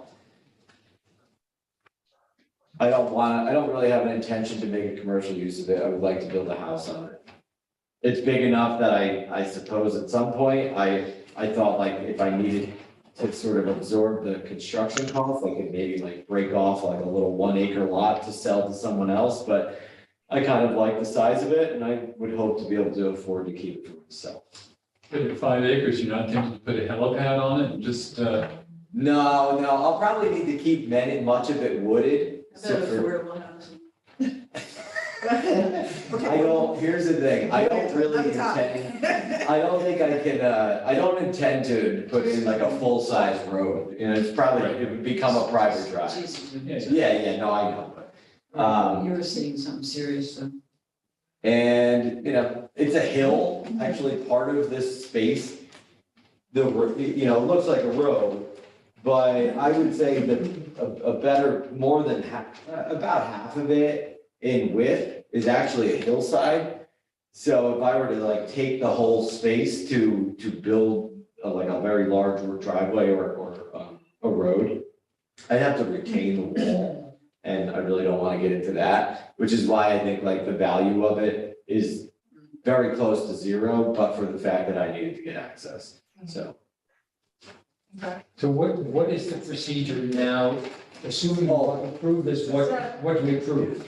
Well, if I may just clarify what I'm asking for. So when I had started the process, working with Matt Jankowski, Corporation Counsel, Assistant Corporation Counsel, and Matt never like necessarily made a representation, but Matt had said that I think it was his opinion that the city would prefer an easement. And I was like, okay, easement's not ideal, but whatever, I need it. And then when I walked it with the excavator, to be candid, I don't necessarily think it's like a very nice lot. It's big, but it sort of sits in a hole.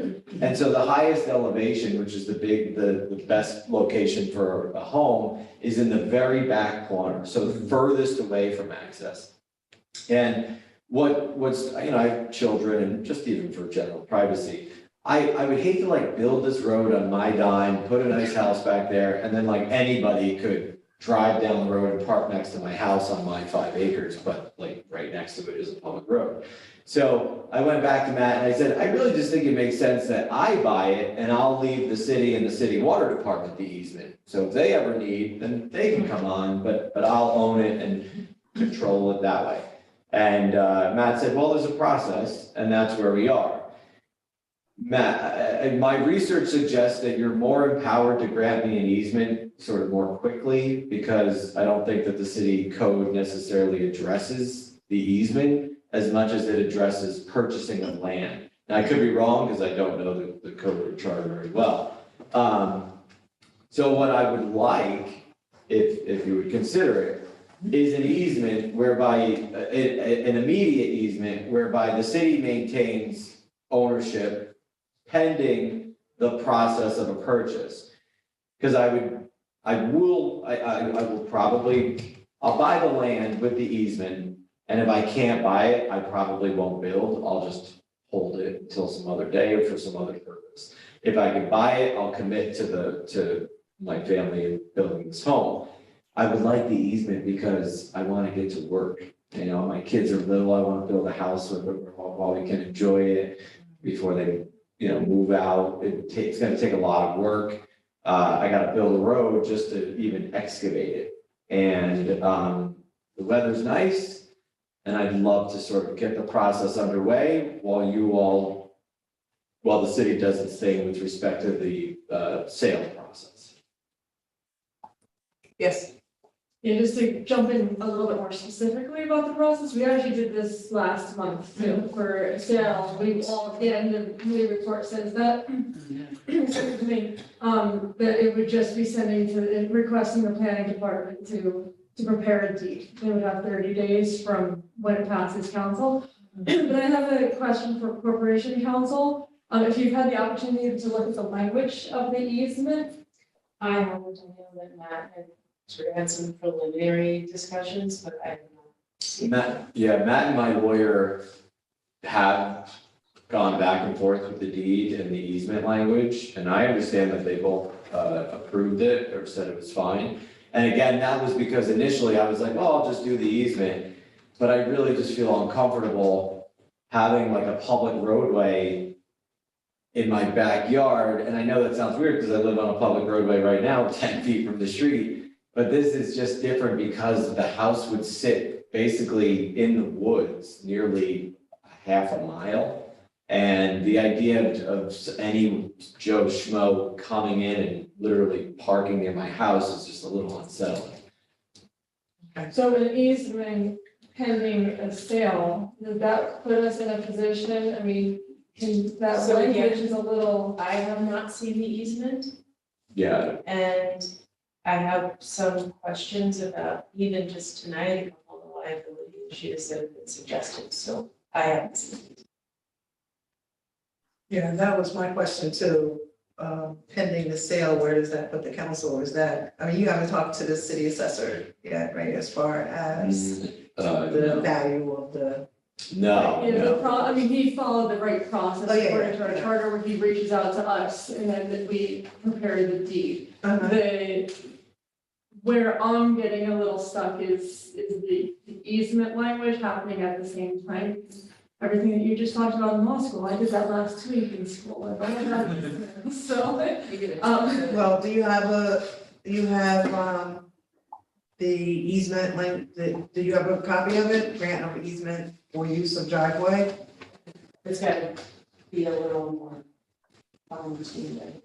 Oh, does it, so this is not in the, I didn't submit that because I sent it to court counsel. And like I said, I had been given a template easement by court counsel, then it went to court counsel asked that I get the land surveyed first, so that, because I thought the department that handles the roads had concerns about where it is, or the water department initially had something of concern. So I paid for someone to go survey it and flag it so that everybody could, if you go there, you can see the flags about like where the road would be, and it goes all the way back.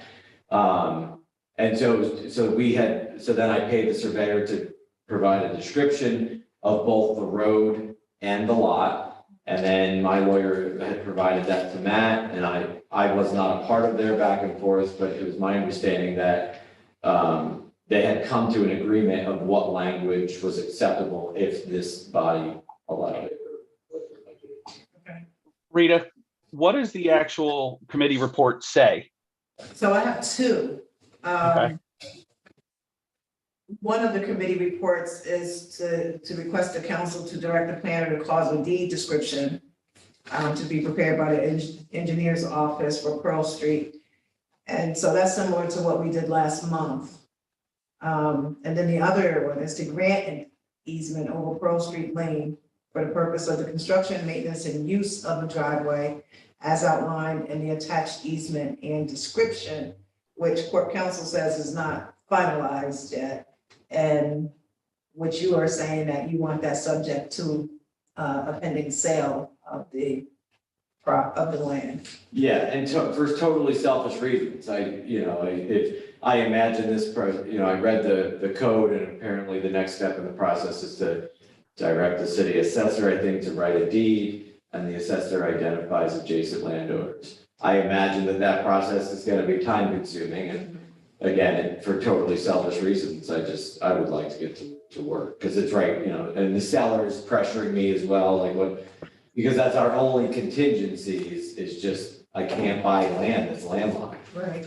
So again, like what happened last month, the preparation of the deed, I don't have concerns about that. Right. I do have concerns about just moving it to the easement. If that's what the council wants to do, that's something that they will also look through. I do appreciate you talking to back in my office, but there are a couple other issues even just in this presentation tonight that I will double check. So could we do the? Sounds like we could do this one, we Yeah. could, And then table the easement. until court counsel has had a chance to review it.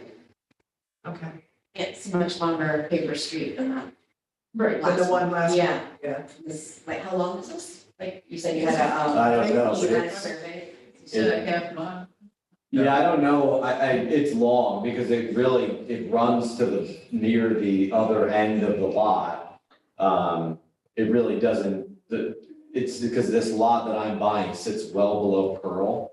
So, I don't know what this street was originally designed to do. In my opinion, it benefits only this landlocked lot.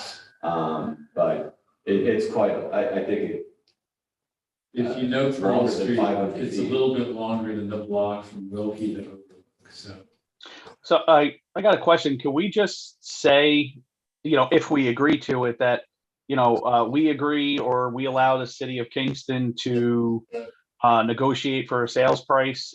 And if both parties agree, then, Corp Council, or not Corp Council, excuse me, that the Common Council agrees to sell this property? Not yet. Okay. Not yet, because we want to have court counsel actually review the easement itself. There's also a litigation process for the Yeah. adjacent property. Yes. Okay, however, what we can do though is pass the resolution to have the deed description prepared. At least that's kind of moving it forward a little bit, right? Yeah. All right. So then the consensus is to table the easement part of it until court counsel has gotten a chance to review. And then we will move from there. Okay? Okay. I just don't want John to stop making those videos of him walking to work every morning, so. I won't stop, believe me, yeah. If you need a consult on the bike issue, I'm glad to help you with that. Oh. Because really, We have a vote, here. we're going to, well, let me just get any other questions or, No, I was gonna move that we accept. so let's put the motion on. Rennie just made the motion. deed resolution. All right, motion by Rennie, second. And a second, Scott, Carl. Okay, Scott. What did I say, Scott? I was gonna, because I was in the process of saying Scott Childress. Got it. That's my juice.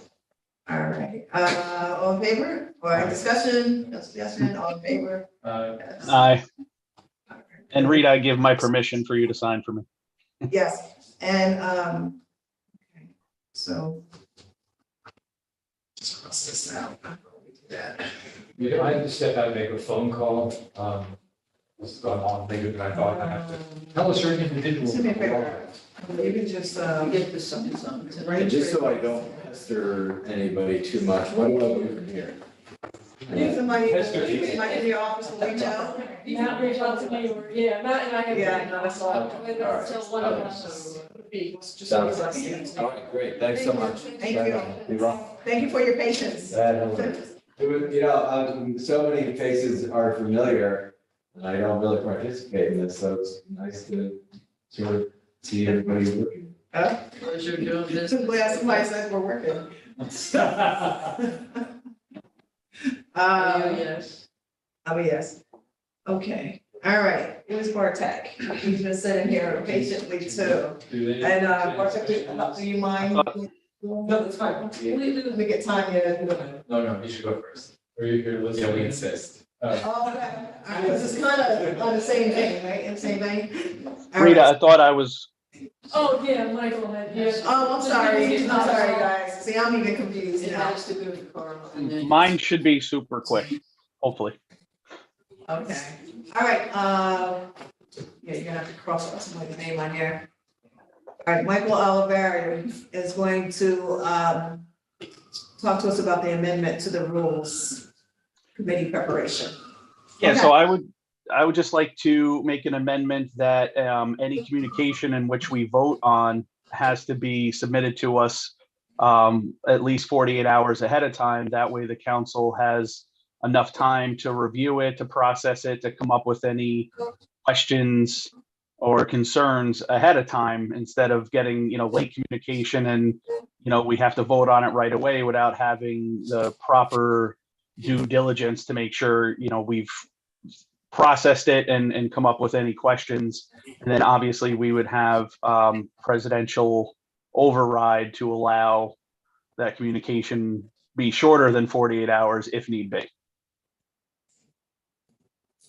Questions for Michael? The thought with that last part was because sometimes there is something that is time sensitive when it comes to me.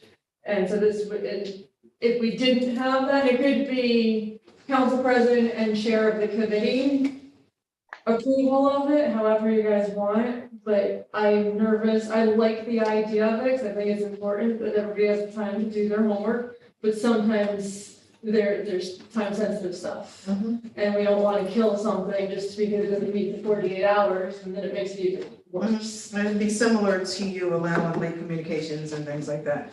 Exactly, it's just some kind of override.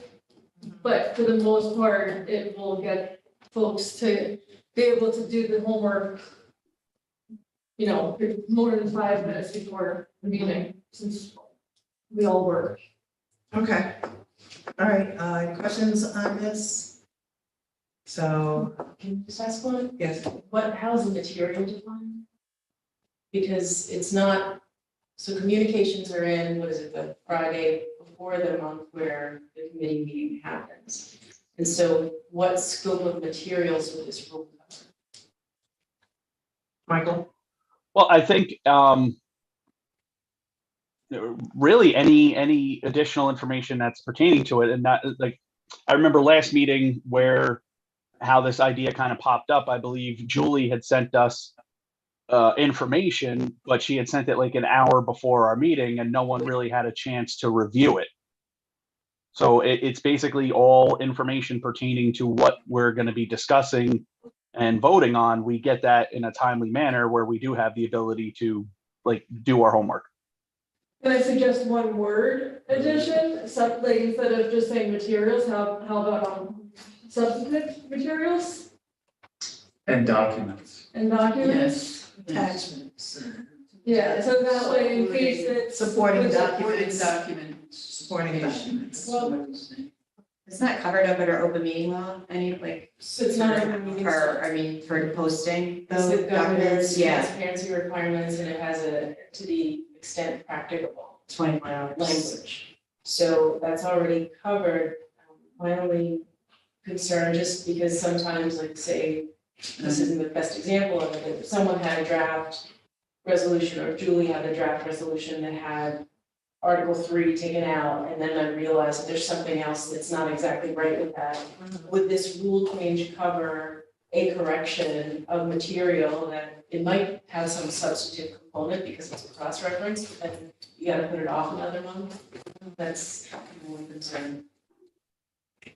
So your suggestion is that we define what the documentation might be. Explain how this rule applies above and beyond what already exists. So then, is this something that needs to be amended in the council rules? Or is this something that we can just reach out to people and say, please get this stuff into us so we can review before we have our meetings?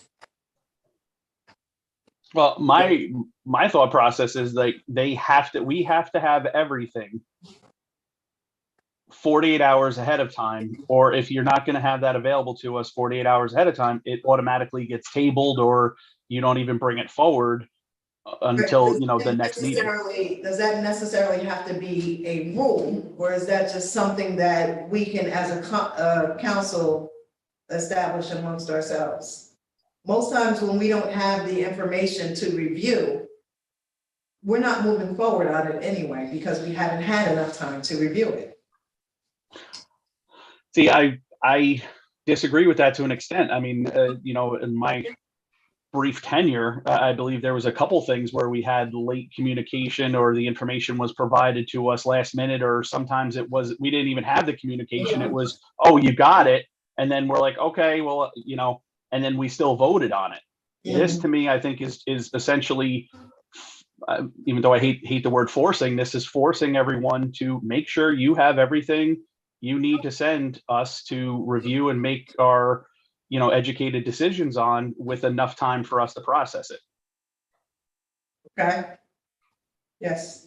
I I'm remember. sorry, did it? No, you know, I remember that we had to vote on the roof situation down on the part of the building, I guess the visitor center down on Broadway. And we didn't have a budget for it to know what the contractor estimate was. And it was like, everybody was like, well, it got sent to you. I said, but I was eating dinner. Am I supposed to sit there with my phone? And like, I don't do that. So, and it was hard to vote on it, knowing it was so necessary, but not seeing until then, and you just don't feel informed. So that was one that stuck out for me. Mm-hmm. Someone else have their issue? I did.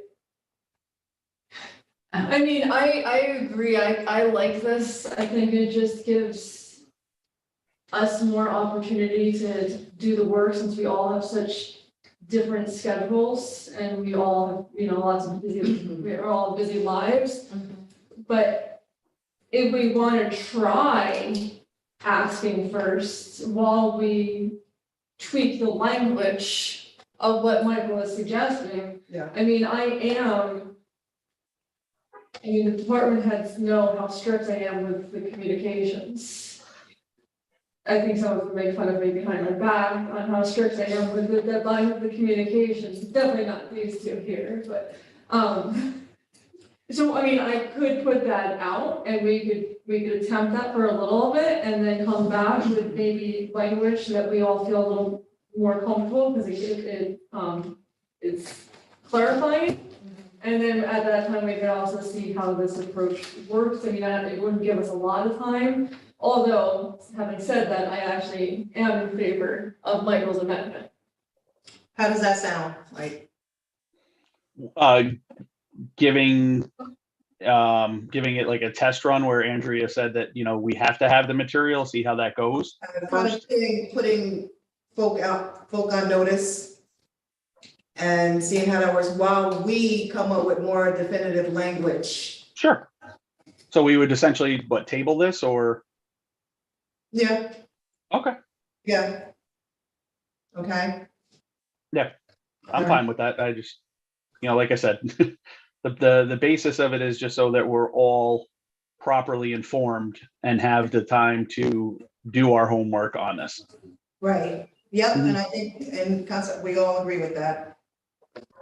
Yeah. Yes. So this is covered like, so there might be a communications on, it's on the agenda.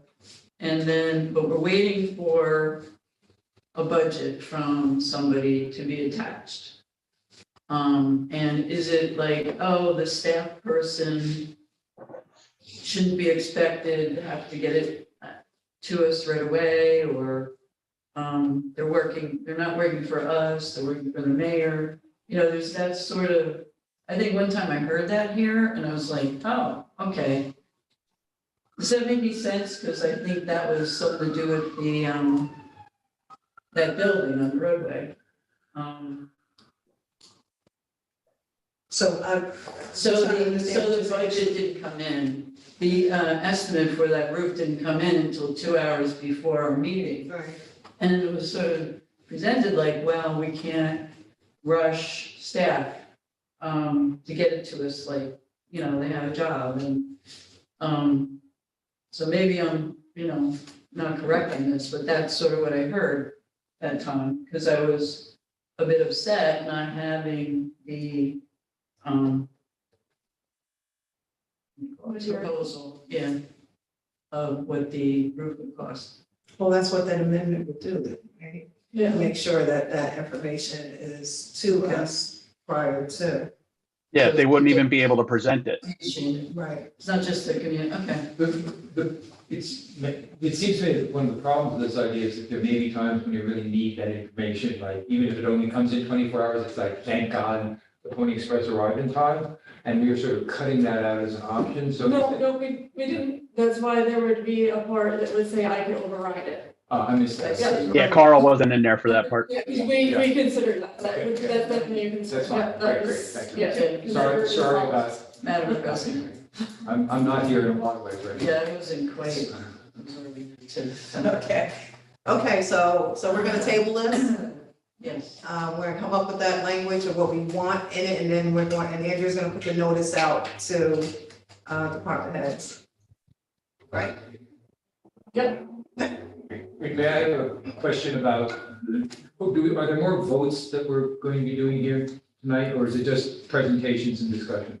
And there's a reason for my asking that, I will tell you in a moment. There will be. There's a vote on number 9. Number May I 9. request that we do that now? And the reason is very simply, Do you that I have to came go? straight from, no, I don't have to go, but I came straight from a meeting, I haven't eaten dinner, and I'm barely functioning right now. So I want to go home and I feel like we're attend all in the the same boat. I presentations. feel like we're all in that same. I'm sure we are. I'm sure we are, but I don't see anybody else that needs dinner. I am signing off, but thank you, everyone. Feel better, Michael? Feel better? Thank Yeah. If it's, I don't have a problem if, I can keep a quorum here for this vote. Yeah, Oh, I'll stick around for the that vote, week. that's what requested that be You're asking for, so I that can we be move quorum. it. So because I've had them sitting here for such a very long I time. know, I feel that. And how long, Andrea, will your? I mean, take? 2 seconds. Yeah, it shouldn't take long. All right, so why don't we do that? So Carl Which number? Number No. 9. can go get some. I would disappoint you if I didn't hurry you up, at some point. He's right. So I don't want to make it down. I think this is the night when I started to shake. Yeah, Yeah, take it away. Andrew, I thought you You're up. were snacks and. You're up, Michelle. Worse than the budget process. Yeah. See that? All right, so number 9, as you all know, Yeah. I am unfortunately requesting that the council repeal local law number 1 of 2022. Because if we keep it in place, we will go to court and we will lose. Because precedent has been set in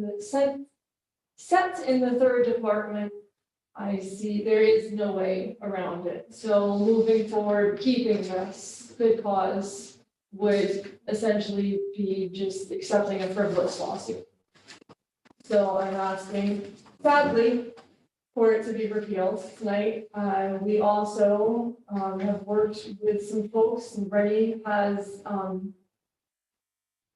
a memorializing resolution to also do, because have you all been following the case? So it's, the state has to pass it. We want the state to pass this. And so there's a memorializing resolution to ask the state to do what's right, to let them know, like, we want the city of Kingston, we wanted this, but it's in their court now, and they need to step up. It's time for them to step up. To not only help city of Kingston, but also to help all the municipalities in New York State. So it's 2 things. It's repealing local law 1 of 2022. The precedent has been set, and then moving forward with a memorializing resolution. Is that all in this one piece of paper? That is the memorializing resolution. Because I was wondering how you do both. Andrew, you didn't give me information. It would just be, Barbara, it Resolution would to be, repeal local law. through a local law process, correct? So Local the- law process for good cause eviction? It's local law, It- 22. Is it one? Oh, I thought, yes. Local law 2022. Resolution to repeal local law 1 of 2022. And so do we want to add the resolution in? I would do it separate. Yeah. Oh, that's all it is. Yeah, Because the memorializing resolution, you can have the program. yeah, well, because the local law, and if we attach that to the local law, or to what you just wrote, that has to go through a local law process, Okay. which would take too long. We need to get this to the governor in the state in May. Okay. All right, so do I have a motion on the floor? Motion. Second? How unfortunate. Signatory. Yes, And thank you all for stepping up and attempting. all in favor? Aye. Any Not opposed? this part, but. This is sign off on it. I'm gonna misspell her name on purpose.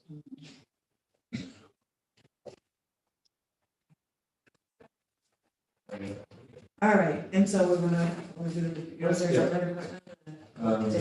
I move that we adopt the memorializing resolution regarding good cause eviction at the state level. Okay.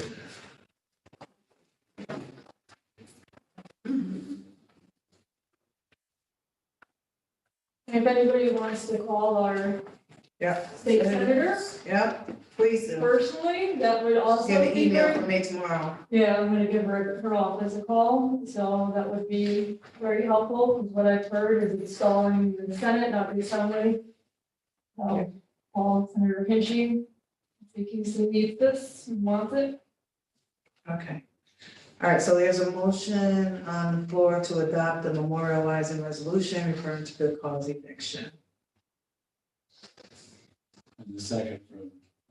Oh, did we have our second? You guys are consistent tonight. quiet. All right, all in favor? Aye. Discussion on this? No, all. We're there backwards, it's just.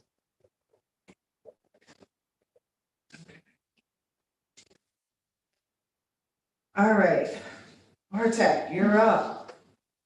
Thank you for your patience. Now talk to us about Kingston Forward. With the standard workday resolution, does that require a vote? But does Michelle pointed that out? Yeah. I move that we adopt the standard workday resolution. I'm coming to you. Do a second. We have a second. Second. And we'll go. As you're walking out, will you take care of this?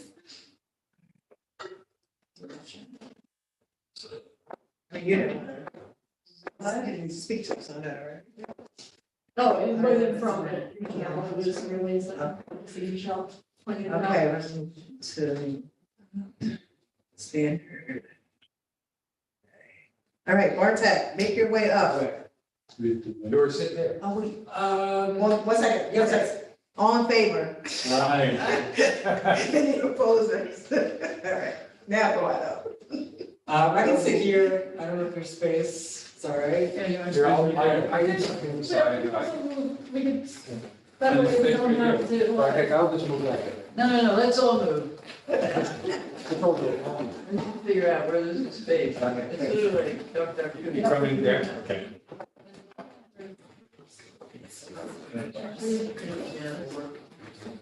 Right, I wanted to come to the committee tonight to provide a brief update on Kingston Forward and where we are in rezoning. Because we are we are basically wrapping up the administrative steps of this process as well as the public outreach portion of this process. And the full zoning code will be before this committee for a vote quite soon. But there's a few issues I want to wrap up before that happens. So I'm not going to go over the many benefits of the form-based code tonight. I've described those in detail in previous meetings. What's happened so far, we've done extensive community input, 30+ separate meetings, multiple online surveys, 2 drafts. We've gone through some of the secret process. We've published a draft generic environmental impact statement. We've had a public hearing and written public comment period. The final draft was submitted to the Common Council in December 2022. We had a public hearing and written public comment period. The draft was also referred to the county board, the city planning board, and the Historic Landmarks Commission. We've also had 2 out of 3 deep dive sessions with the Common Council. The third would be Monday, Yes, the third one is Monday. What time on Monday? 6:30. I'm just gonna go over quickly where we are in the seeker in more detail, and then I'm gonna go through what came back in the 3 referrals. So in terms of the seeker process, the public comment period ended on April 10th. We are now preparing the final generic environmental impact statement. That will be submitted to the Laws and Rules Committee, meeting for acceptance in a future meeting. We did receive some comments on that we're addressing right now with the consultants. In terms of the zoning code itself, and I have copies of all the stuff. I'm going to start with the county planning board. Does anyone want the county planning board comments?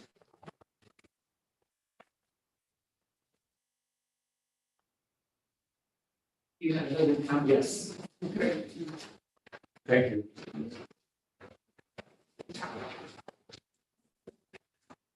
I do want to say that the county overall came back with a very positive recommendation. The county congratulates the city for undertaking this effort, I'm quoting here, in its decision to use a form-based code. The board was supportive of the major elements of the proposed code. They did, however, include 9 required comments.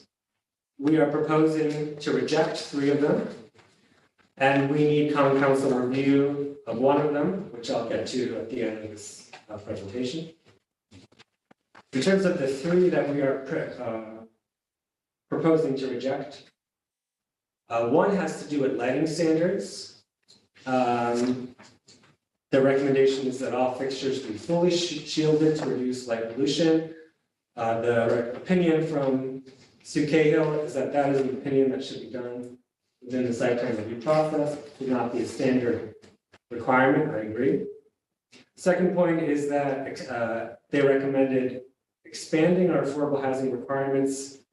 So doesn't just cover rental housing, but also for sale housing.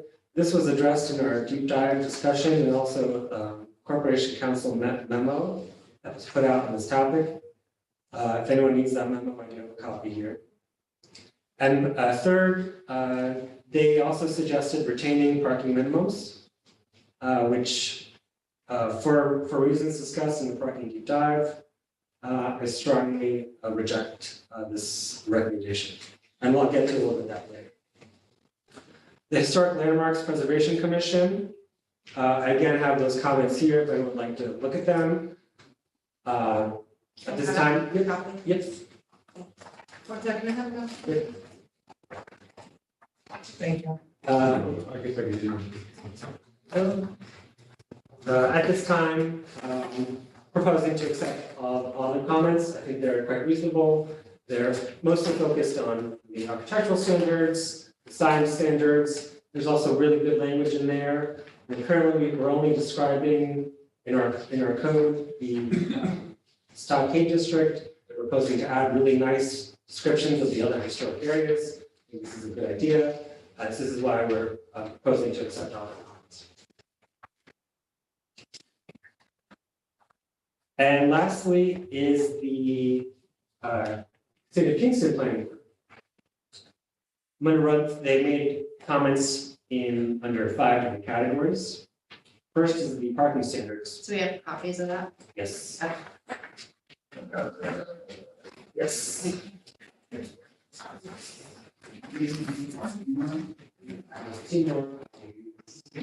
Thank you. I can email you more. You should all have gotten the email. Yeah. I think there's only just these views. I mean, Barb just was seeing. Oh, Yeah, really? sure. Oh, I didn't. oh, I thought I saw a bunch of things. I think email all 3 out. Is that the only other thing that needs to be copied?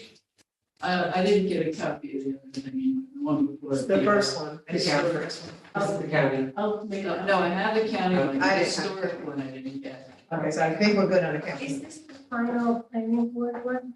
Yes. I didn't get the historic one or. Yeah, that is me. Thanks, guys. I'll make these copies.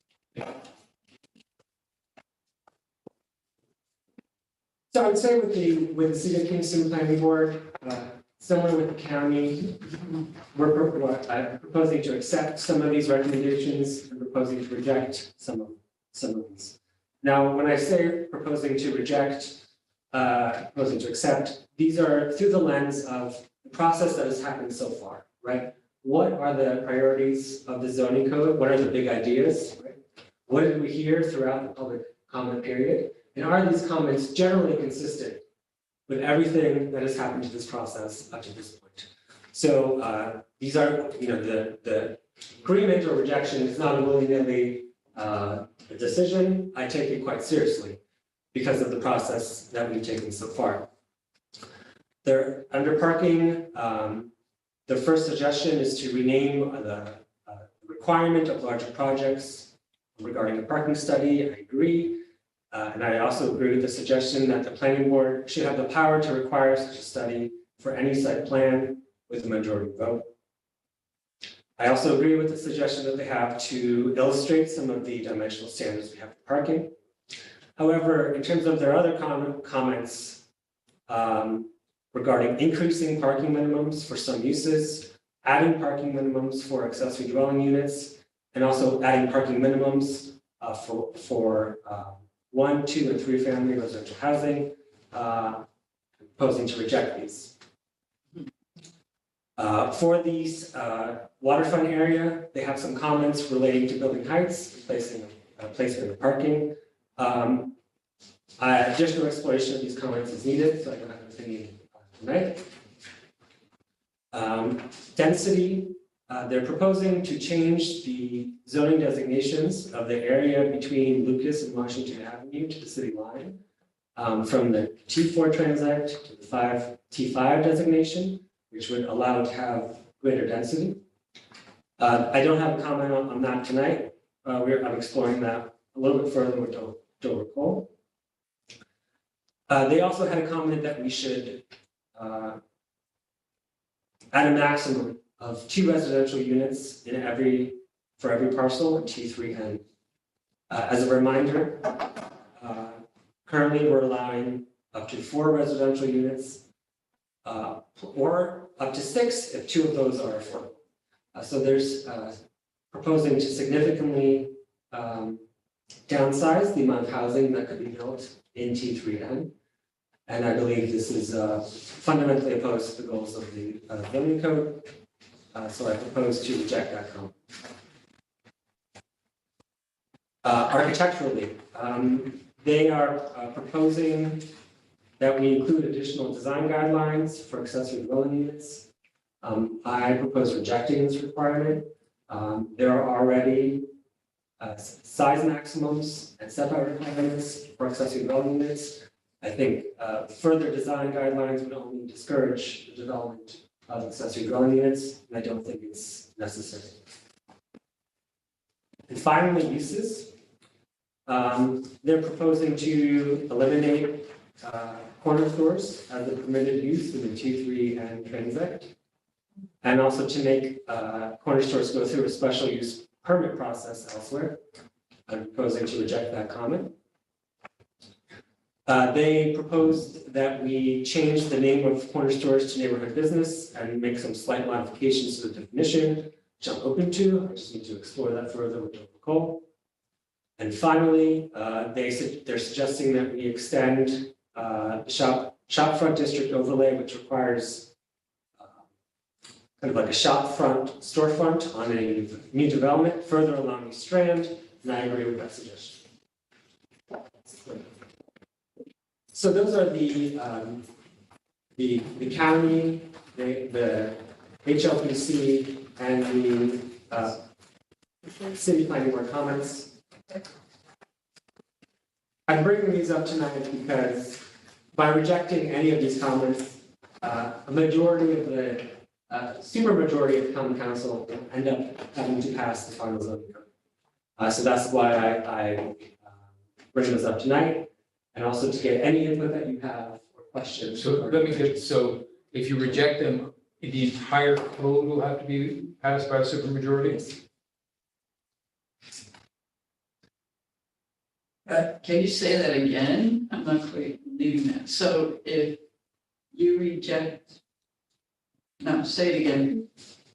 So any, these referrals were, are mandated by our current city code. If, let's say the county planning board comes back with a comment that they are labeling as required, and the common council chooses to reject that comment, then to override that comment, a supermajority of the common council will end up having to pass the final zone. So as you saw here tonight, I am proposing to reject some of the county's comments and some of the city planning board's comments as well. But the supermajority, because this is a changed understanding from what I had, was that the supermajority vote applies to the, up or down on the whole code, not just those pieces that you've chosen to reject. That's right. Yikes. And we've done this before, this may have been a while, but it's definitely not something this mighty. It's been right in the last 3 years. It has been, we have done it, yeah. So when the comments come back, this is just the process it triggers. And I should say, the city planning board receives comments from the county all the time that are required. They very commonly override those comments. This is nothing new procedurally within city hall. It still creates a heavier burden on the common council than what in. That's right, yes. So this was an initial run through. I did it quite quickly because it's late, but. Thank you. Thank you. What I am planning on doing is once I finish the exploration of those final issues with Dover Coal, the council will be receiving a spreadsheet of each comment and the yay or nay on that, so it's quite clear as to what is being proposed to be rejected. So if, and I'm not proposing that we do this, just so I understand. So if we decided to reject your rejections, then we could have a standard 5-4 passage, Yeah, but but we'd still that- need a supermajority. But that would be with all we would have to be okay with all their suggestions. So if we say, Bartek, forget about it, we're rejecting all of your rejections, then we go back to a regular majority, not a supermajority. But, With their with all of comments, their- with all of their suggested comments. Planning so board, the county, lighting, city. the lighting fixtures, the The- ADUs, So we'd have to say yes the to all. parking would Yes. be, everything that they Yes. said, we're basically saying, okay, we accept it. If we say we want to get a 5-4 vote, so. This is a procedural question, not a substantive question, so. Sorry. So it was great, thank you very much. Why the procedure exists, just because it does seem like it burdens the city of Kingston. There are a lot of smaller municipalities and other counties that say don't have the robust planning resources that Kingston has. And so, it's set up in a kind of hierarchical fashion where sort of the county in particular has a lot of say and input, and for a lot of places that makes a lot of good sense. As I noted in my earlier memo, my understanding is that the county planning board does not seek any legal input before making its recommendations.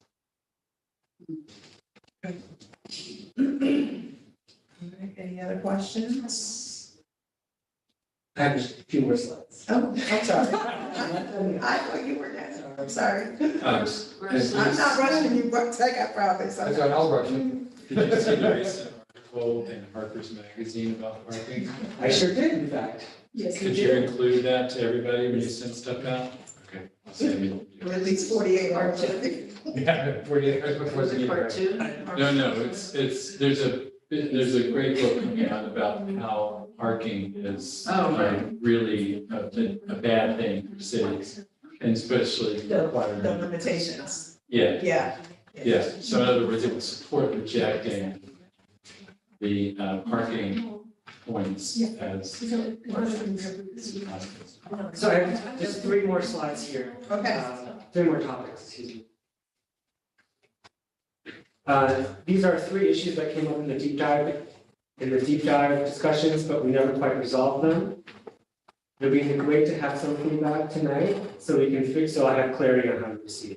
Number 1, do we allow short-term rentals and accessory dwelling units? We discussed this in the housing deep dive, but there wasn't clear consensus. Arguments against, obviously, our reason for legalizing accessory dwelling units is to encourage affordable housing for long-term residents. So why would we allow short-term rentals in those units? Arguments for allowing short-term rentals in accessory dwelling units. We heard this in the public comment period. ADUs can be expensive to construct initially. Short-term rental would allow owner to potentially recoup that investment more quickly, and then an ADU could transition to long-term housing quite quickly. But most importantly, the code includes pretty strict standards for short-term rentals, limiting them to 1% of city's housing stock. So, in practical terms, it will be difficult for new owners to have short-term rentals in accessory dwelling units. So I'd love to get any feedback that the community has tonight. Can you describe T4 and T5 transects quickly? Yeah, so these are the higher density residential districts, between Broadway and Washington Avenue, the Roundout, Uptown along Broadway.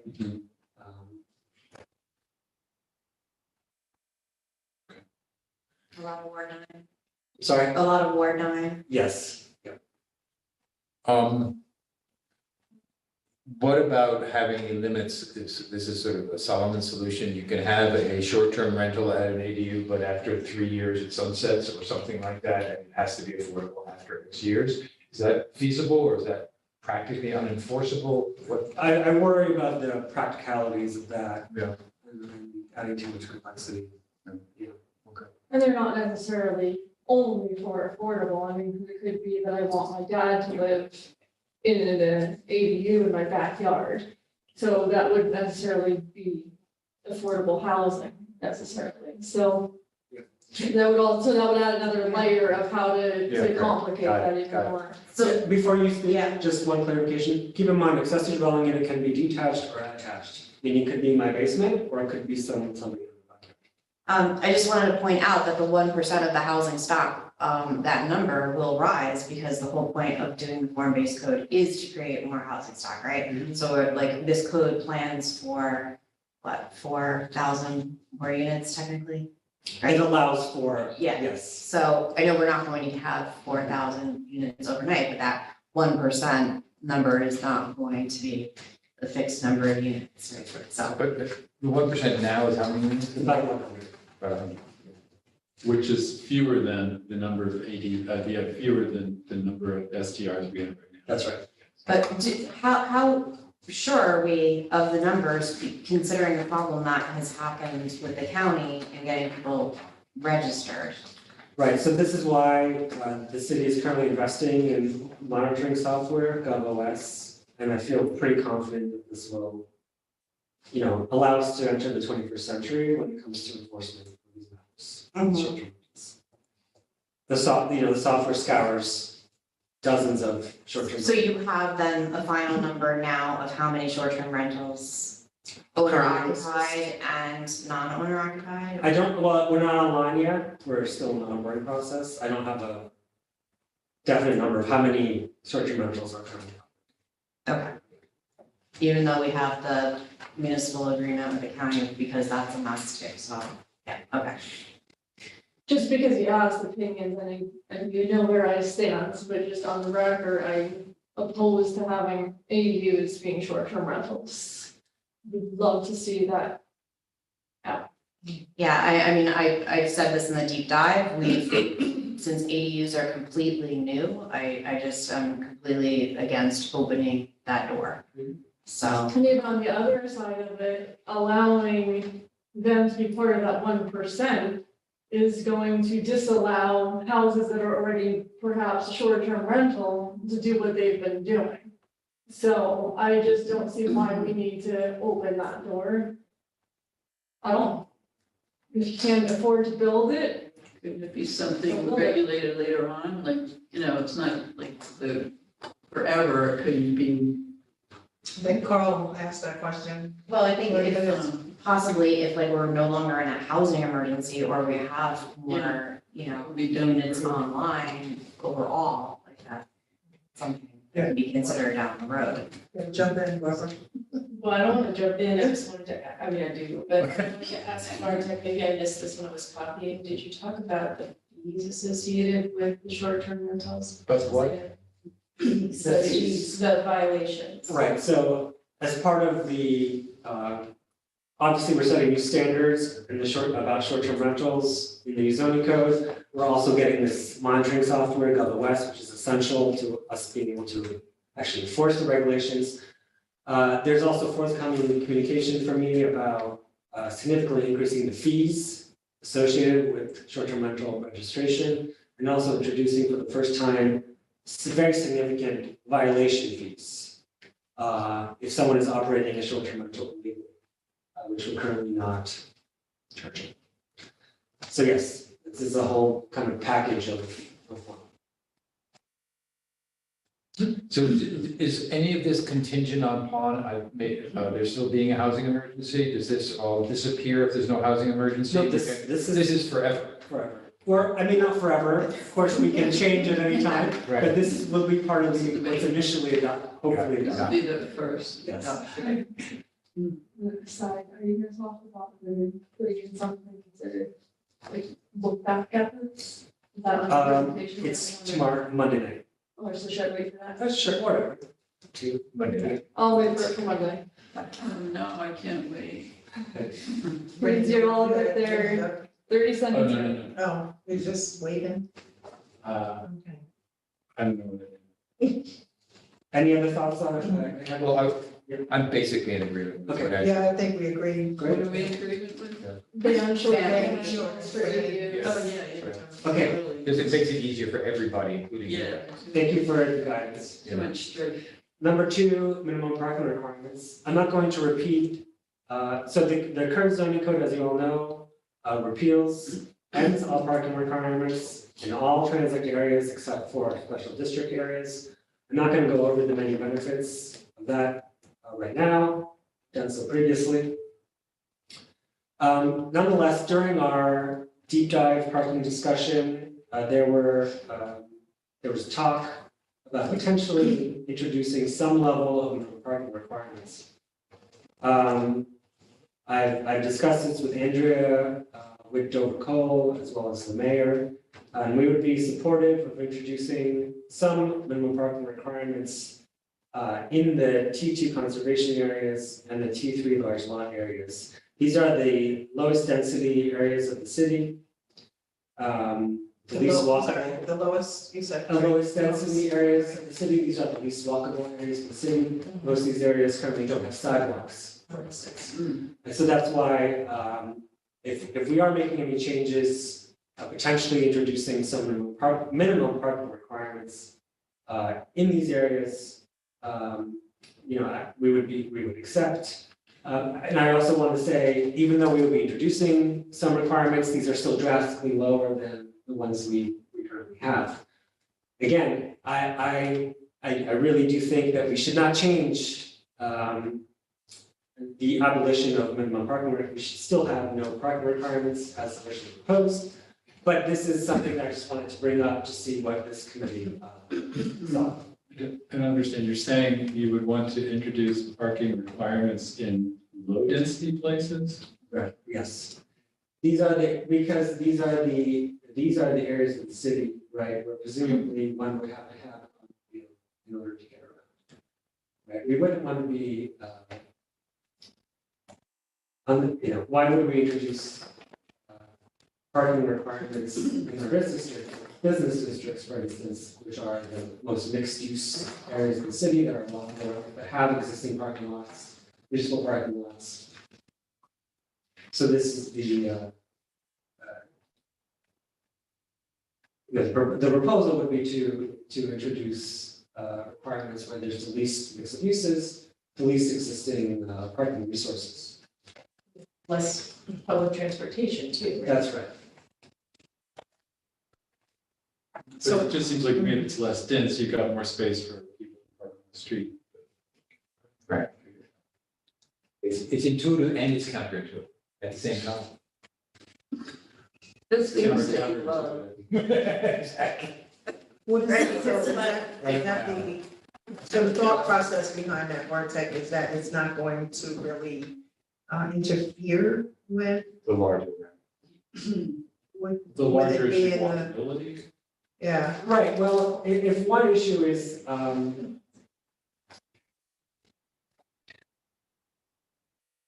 you know, the developments need to provide parking, so that, you know, you can drive there, what have you.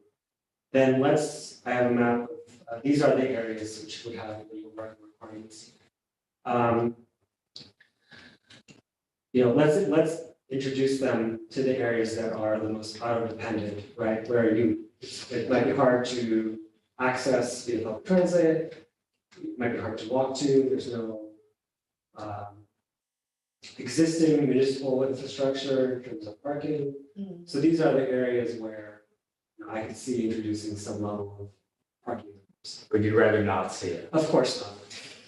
I'm sorry, so it was a lot of information that just came at us. So the density for Washington Avenue from Lucas to city limit, that would not fall under this? Okay.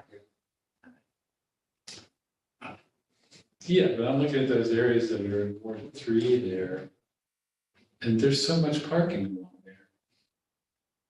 That's why I don't understand why you've introduced parking minimums. Does road front parking count as parking minimum, like there's space in front of the house, this is off-road? This is off-street parking. It seems like there's not a lot of support in the community for this change. We just don't understand it. Well, the feedback, some of the feedback from the parking discussion was that we shouldn't completely remove our parking minimums. Okay. This was an attempt to meet that feedback, you know, halfway, so to speak, so that some areas of the city would maintain some level of parking minimums. I totally get the politics of it, and I also get vision of it, and it contradicts the vision, and I vote the vision. It's like a transitional object, you know, like, you know, your blankie that you want to take with you. You know. No, wait, I mean, it's not a vote tonight, like everyone. No, can take this I'm back. just looking Yeah, for yeah. an opinion. And of course, the parking deep dive was everybody who wasn't. That's right. So that's maybe why there's some confused faces still, is it was all the aldermen who aren't present. That's feedback. Yeah, you were there. Yeah. I watched some of the tape. Yeah. Yeah. Live in person, where the most comments came from people who were live in person that night, which is where Bartek and I were coming from. So if there's more feedback on it, if you want to just, you know, take this time and think about it, nothing is set in stone right now. I'll give my feedback, right? Okay. You understood my feedback, right? I did. Okay, yes. I'd like to think about it. Yeah. You don't like it? Freedom. Freedom, baby. All right. Freedom Caucus reigning. Go baby. All right, so finally, during the housing deep dive, we briefly touched on, or actually, we talked about inclusionary zoning provisions in the new zoning code. As you all know, this sets a requirement for a certain percentage of development to be affordable, 80% in area median income. And then for larger projects, it also adds requirements at that 120% area median income level. So just one clarification, the area median income levels referenced are set by HUD annually for the Kingston and Y MSA statistical area. These are the figures that are being referred to when I say 80% area median income. And this is the gold standard used by all federal and state affordable housing guidelines. This is absolutely the standard that we should also carry through in zoning. So then you're saying not the ACS data? That's right, it's the HUD data. And it's just, this part is just for Kingston, it's not for, it would not be based on the county. So this is where it gets complicated. So the Kingston NY MSA statistical area is the same as the county. Okay. So it covers, the Ulster County, if you look on the HUD's website, the AMI levels for Ulster County and the AMI levels for Kingston, New York, MSA, are the same. And this is true of all urban areas across the country. HUD does not calculate area median income levels at the municipal level. It calculates them by the metropolitan statistical area. That is how. That's the county in this case. That is the county in this case, yes.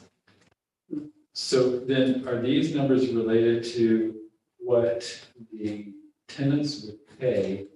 Or is this more about how much money the developers would have to pay as the process, in the process for being able to build these developments to the city? This refers to the amount of rent that a developer could charge for, let's say, affordable housing, which in our case is defined as 80%. But it also applies to, I think, what Rennie is getting to, the contribution component of the It does. affordability. Right, so that's something that I think Bartek is going to get to. Certainly the memo that I emailed out earlier will get to that. If there are any in lieu contributions that the council approves, those would be using this higher number. And then those funds used to deepen the affordability of other projects.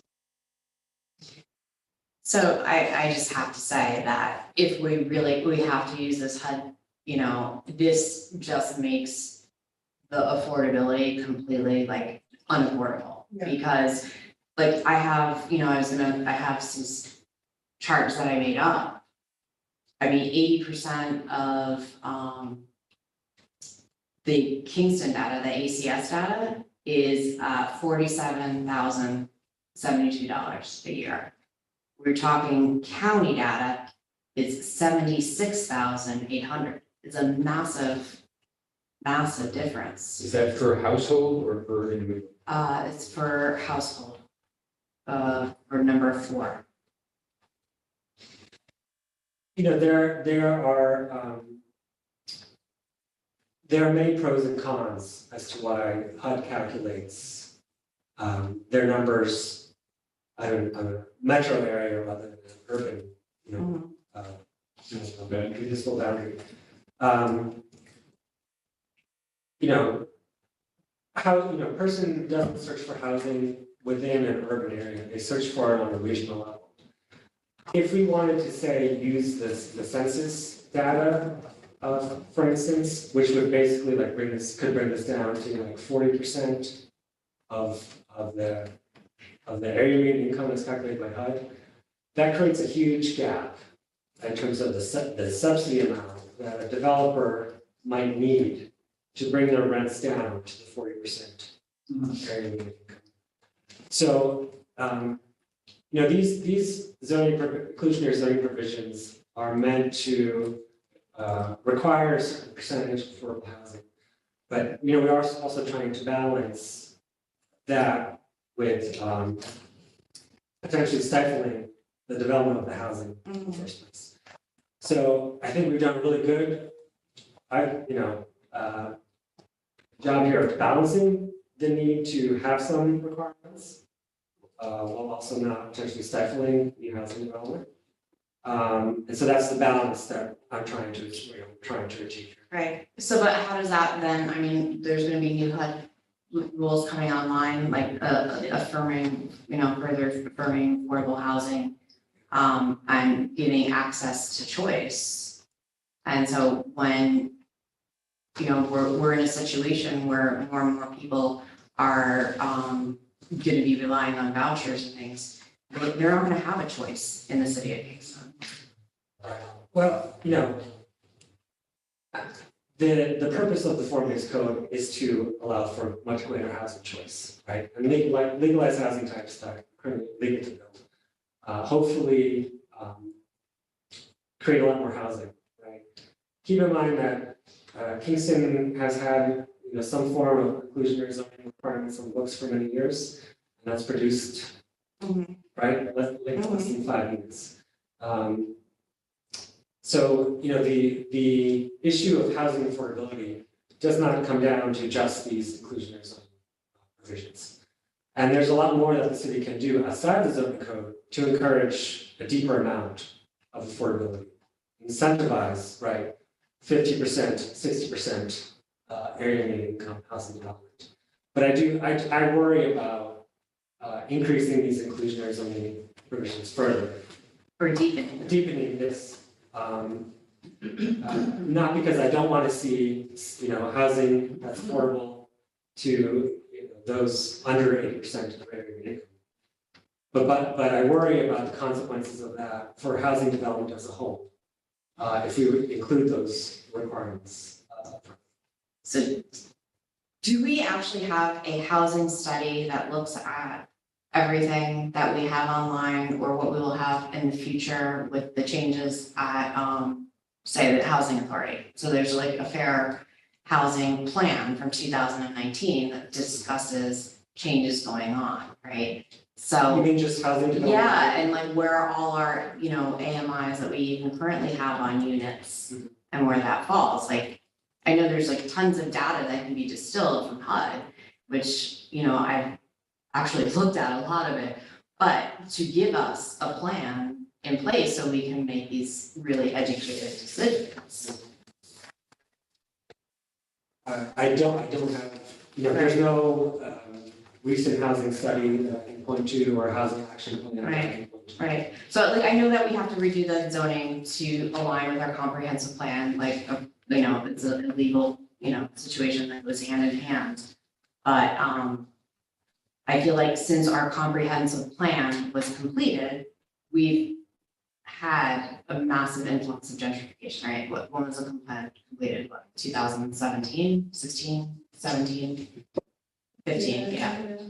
So, I've been doing a lot of research. I even looked at, just the affordability in other communities and small cities around us. So Beacon has, they call it the low market rate plan. And it links back to their comprehensive plan, which has a housing study in it, so. Beacon is a good example because it's the only other pure city in Hudson Valley that has inclusionary zoning provisions. They've had their program now for, I think, 5 years. The number of rental units that has actually produced is 23, right? So is that significant? To some extent.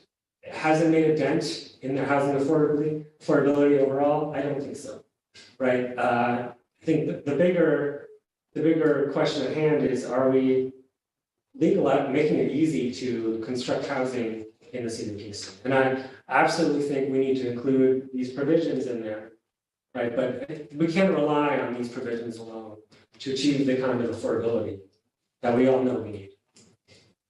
Can I just add one thing too, because it's not jumping the gun to say that, we've been working really hard on a very detailed analysis of inclusionary zoning provisions, and there are many variants throughout New York State, and also a couple of one or two outlier non-New York State examples.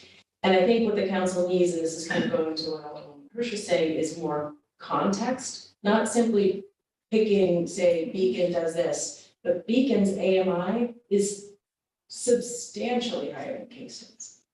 And so when you take what they do, it has to, and the transportation access, all of these different factors, their demographics look different. And so part of what I hope to circulate either tomorrow or the day after, we're still fine tuning it a bit, is a bit more context, which is not a commission study like you're talking about, but it's pretty detailed to line up, okay, in Glen Cove, here's the population, here's the AMI, here's the percentage of owner occupied units, which, you know, the number of owner occupied versus rental is also a significant factor. And so we sort of line up, I don't remember Bartek, it's like 10 or 12 different places, and say, okay, here's what they do. This place may seem like it's a weak requirement, like say Albany, or it's an easy to satisfy requirement, so no wonder they don't require an in-lieu payment, because almost anybody could satisfy this very easily. So, but by the end of the week, there will be some more context on some of these points. But one of the key issues that I don't know if Bartek has talked about yet is the function of the affordable reserve, the affordability reserve fund, to then provide another layer of support for even, I don't know if it's deeper or higher, what the right term is, but to AMI levels that are below this 80% and to other emergency anti-displacement initiatives. Yeah, so I mean, I completely agree with you. I don't disagree that we need to Right. ensure that we have deeper levels of. Right, can I just go back to this, I just wanna make sure that I'm being understood, I'm not looking to cut and paste what Beacon has as far as AMIs. I'm just saying that their levels were set in relation to a needs study based on that area. No, I agree. Okay, That's what okay. I'm putting. I just wanted to They make have a sure. study, they also have AMIs that are about $30,000 more than ours, and I'm assuming some resources that are higher too. And so I do agree with you that more is necessary, and I think we're trying to get as close as we can to that more without, say, hiring a second consultant for $100,000. Well, we've spent a lot of money on this, and so the whole point is to provide housing, right? I'm not like disagreeing that we don't want to move forward, but we want to make sure that we're providing housing for people that need it and can afford it. And, you know, the incomes in Kingston right now are, they don't line up with these numbers, so. Right, so Bartek, is it your general feeling that if we change these numbers, that we will not get the development that we, like for the long term goals? That's Yeah, what the that's concern the is. concern, because the way that, I'm just gonna briefly, let's say there's a 5-unit building and one of those has to be affordable, right? If the rent of all those buildings at market rate would be, let's say $1,000, and one of those is required to be affordable at $600, great. The developer is going to need to cover the costs in some other way. Maybe it's by raising the rent of the other units to $1,200 a month, or getting a grant from the city of Kingston, right, to cover that loss. If they can't raise that rent to $1,200 and still rent the other units, or if they can't find that subsidy, they're going to walk away. They might walk away from the project. So that's the fear. And you know, these provisions, I think, first of all, most cities in Hudson Valley don't have any of these provisions, right? Let's be clear, right? We're a complete outlier when it comes to having any provisions at all. These levels are in line with other communities in New York State that have these provisions, which are mostly in Westchester County, not exactly a leader in terms of affordable housing, but they're in line with what we see in other municipalities. So I think they're reasonable. I think we need to, once we adopt the zoning code, if we proceed with these, you know, we need to closely look at these overall. And, you know, if we're getting out of housing, okay, maybe it's time to require deeper affordability, right? But find other methods, because I mean, the other thing, this isn't the only method that we're using in the city of Kingston to develop affordable housing. Absolutely. I'd sort of like to make a high level point here, which is that I was raised sort of in systems thinking and environmental issues, and ecological systems crash because you pull out one linchpin, like a core species, bumblebees or whatever, and everything. Oops, I can't handle it without this one little unit out of 10,000. And the form-based code feels very much like an intricate and quite brilliant system to me. And if you pull out one piece, the whole thing is at risk of collapsing. So what you're giving is one micro example of a single developer. Imagine that expanded by 2 orders of magnitude. That's what we're looking at with Dover Court. When you start pulling one piece out, the whole thing is at risk of crumble. I don't agree with you. This is not for the form. This Well, is they the will. engineers. And in Finish. version 2, it was only up to 100% AMI. Go ahead, please. So I think that this is an example of parking. When you let that camel's nose into the tent, so to speak, the whole tent risks falling down. My own understanding of it, subject to education, subject to learning more, that's for you, Michelle, is that the AMI conditions seem to be sort of part and parcel of the system that risks falling apart if we don't conform to an AMI standard that encourages development and also, to the extent possible, protects people who can't afford that and also has other provisions to help them. It's a system thing. You mess with one thing, you mess with the whole system. So why did we go from the AMI that we had in version 2 to 3? Like it went up. So we're keeping the 80%, the 80% area median income is consistent throughout. There was a comment that the workforce housing additional requirement should be 120% area median income to align with the existing federal and state subsidies for workforce housing, which go up, which provide a subsidy up to 120% area median income. So that was a consistency issue of consistency, and it came directly from home. Keep in mind also that in the third draft, we also added many new incentives and requirements for affordable housing. For instance, we introduced discounts for site plan applications based on the amount of affordable housing being provided. We introduced the topic of expedited review for affordable housing. And we also added a tiered system so that more projects would fall into this workforce housing requirement. So it's within context of changes. That's something okay.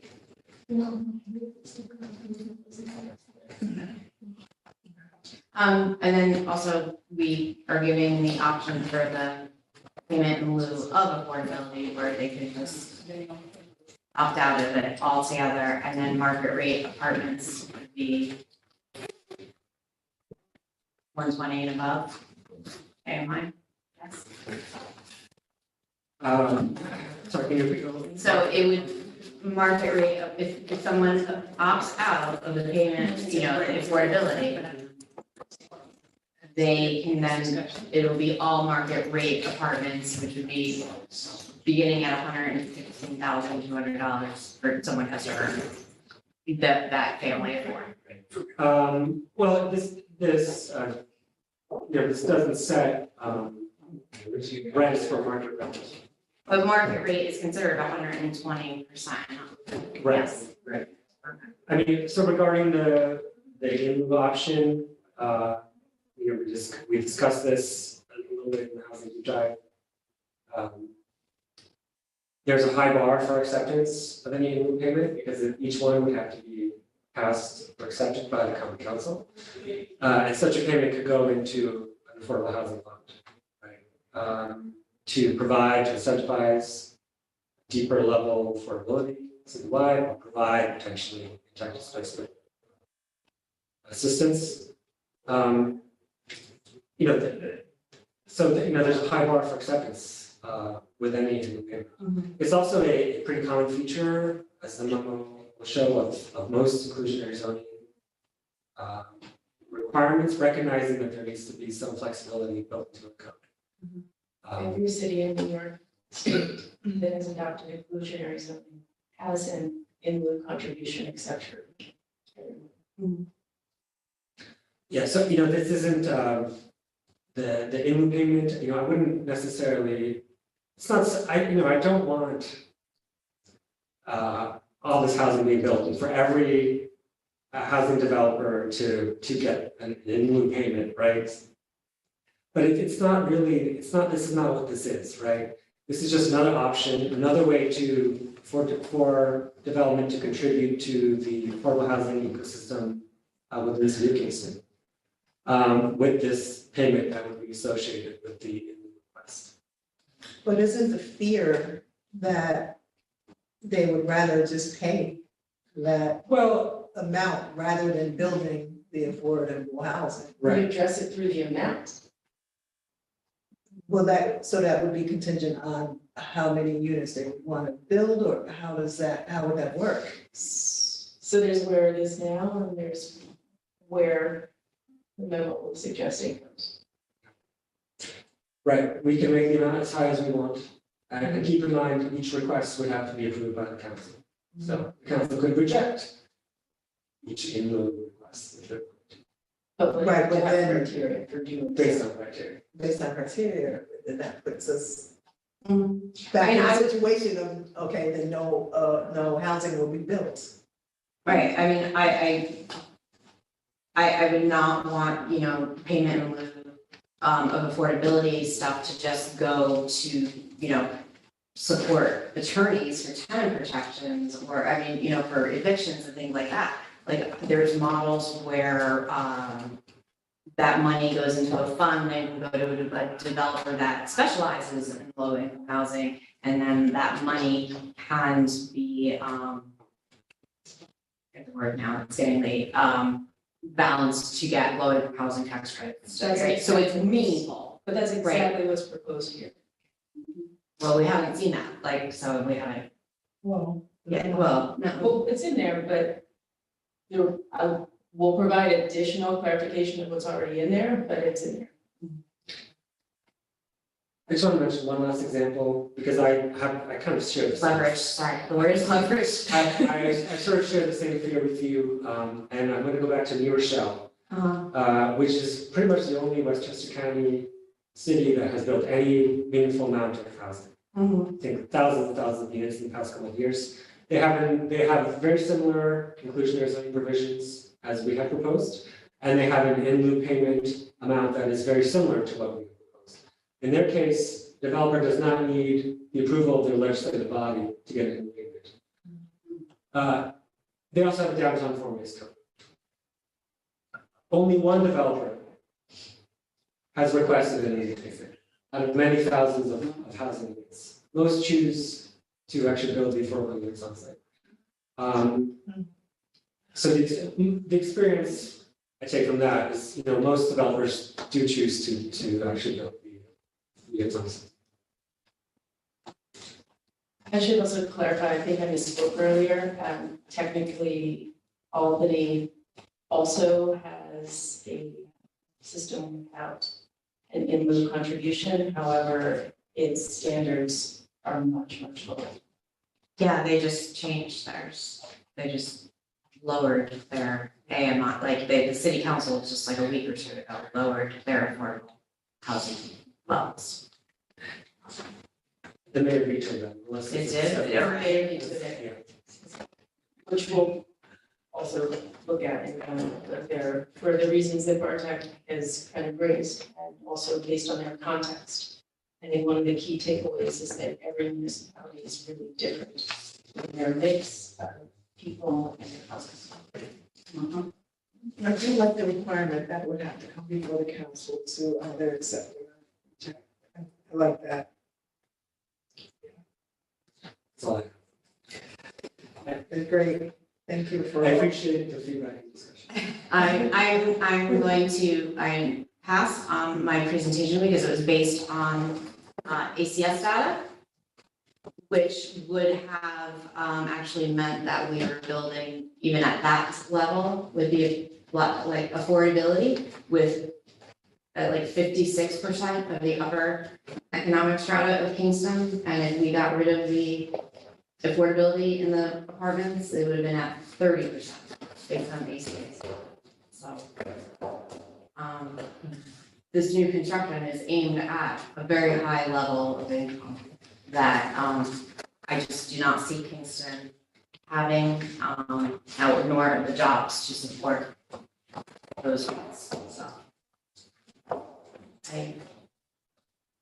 Thank you, Bartek. Yeah. It's not, anything personal, it's just something that I feel very passionate about and concerned about, and just needed to express that. So thank you for the space to do that, and thank you for everyone listening. And I will redo my presentation and just email it to everyone.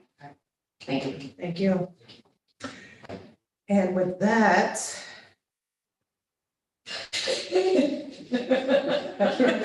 Now you feel bad. So, why don't you guys come on up to That's the fine. table? And, well, come on up, so we don't have to turn Sure. our heads at you. Well, I'll try to keep it short, and essentially, what stirred the desire to share comments is alarm at the Kingston and County Planning Board recommendations around minimum parking requirements. I have a degree in urban planning.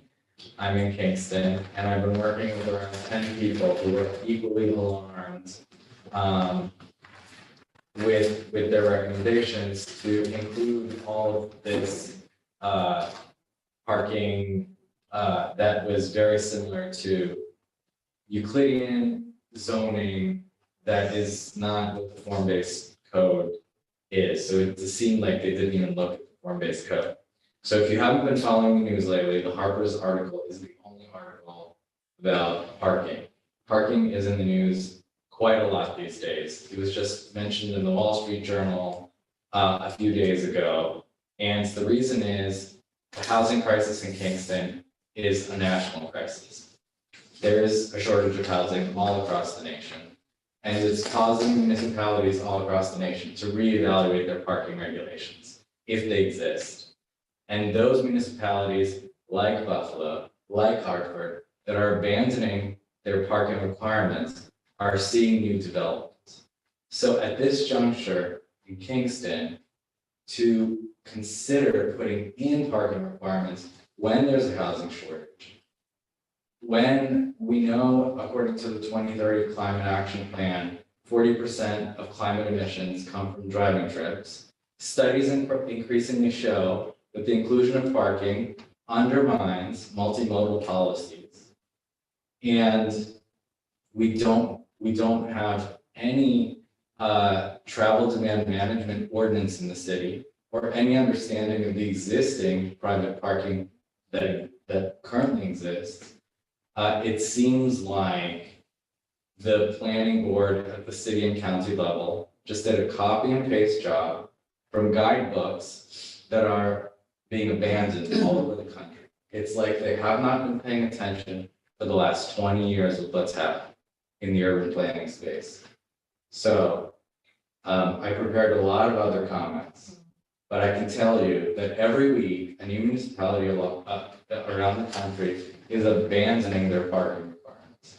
Anchorage, Alaska, a cold place, just decided to get rid of their parking requirements.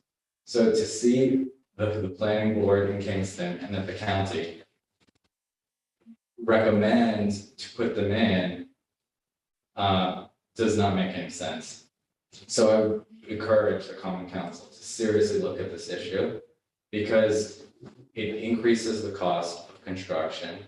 And it does not seem like the planning boards at either the county or the city level have spoken to any small or medium scale developers to see how this impacts their financial feasibility or banks or insurance to understand what the underwriting for small scale developments would be with these types of requirements. So essentially, these councils and boards are making these market intervention recommendations without actually understanding the market implications and the implications on the production of housing and other things, because the cost of these types of requirements trickle down to everything else. Services too. That's it. Oh my God, you waited all that time. Yeah, very good. It's correct. I know, and you testified at different meetings too. Very, yeah.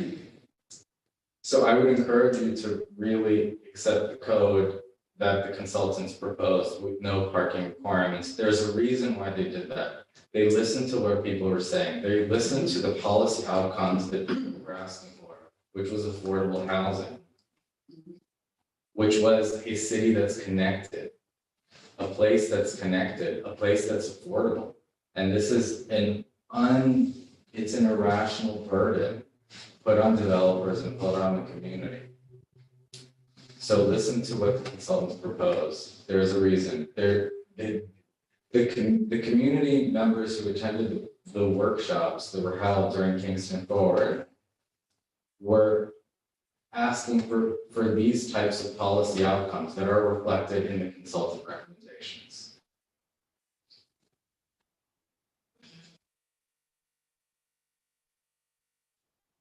I think we agree with you. Yeah. I think we agree with you. Great. To approve. Great. So you need to come to a supermajority. So whoever on the common council is not in agreement, they need to understand this because it undermines the entire code. These types of requirements undermine the entirety of the code. Okay. So The two. In Anchorage, Anchorage, Alaska. was getting rid of the parking requirement It just for happened. cars only or for dog sleds too? Dogs. Dog sleds. And moose. You got it? There's still moose in Anchorage, Alaska. It's just there. I love moose. Moose are great. Okay. All right. Okay. Not late at Well, night when you're camping out with your friend. well, thank you very much. Thank you Thanks for for your saying that. patience and for this very long meeting. I appreciate it. Yeah. I commend you for being here this late. Thank you. Thank you, Tanya, It's for huge, your. a thing that we're undertaking. I look at them, I do. Good. Can maybe we adjourn? Can we get a motion to adjourn? I just moved. I have a motion to adjourn. Bye, Alyssa. We're done. Oh my God.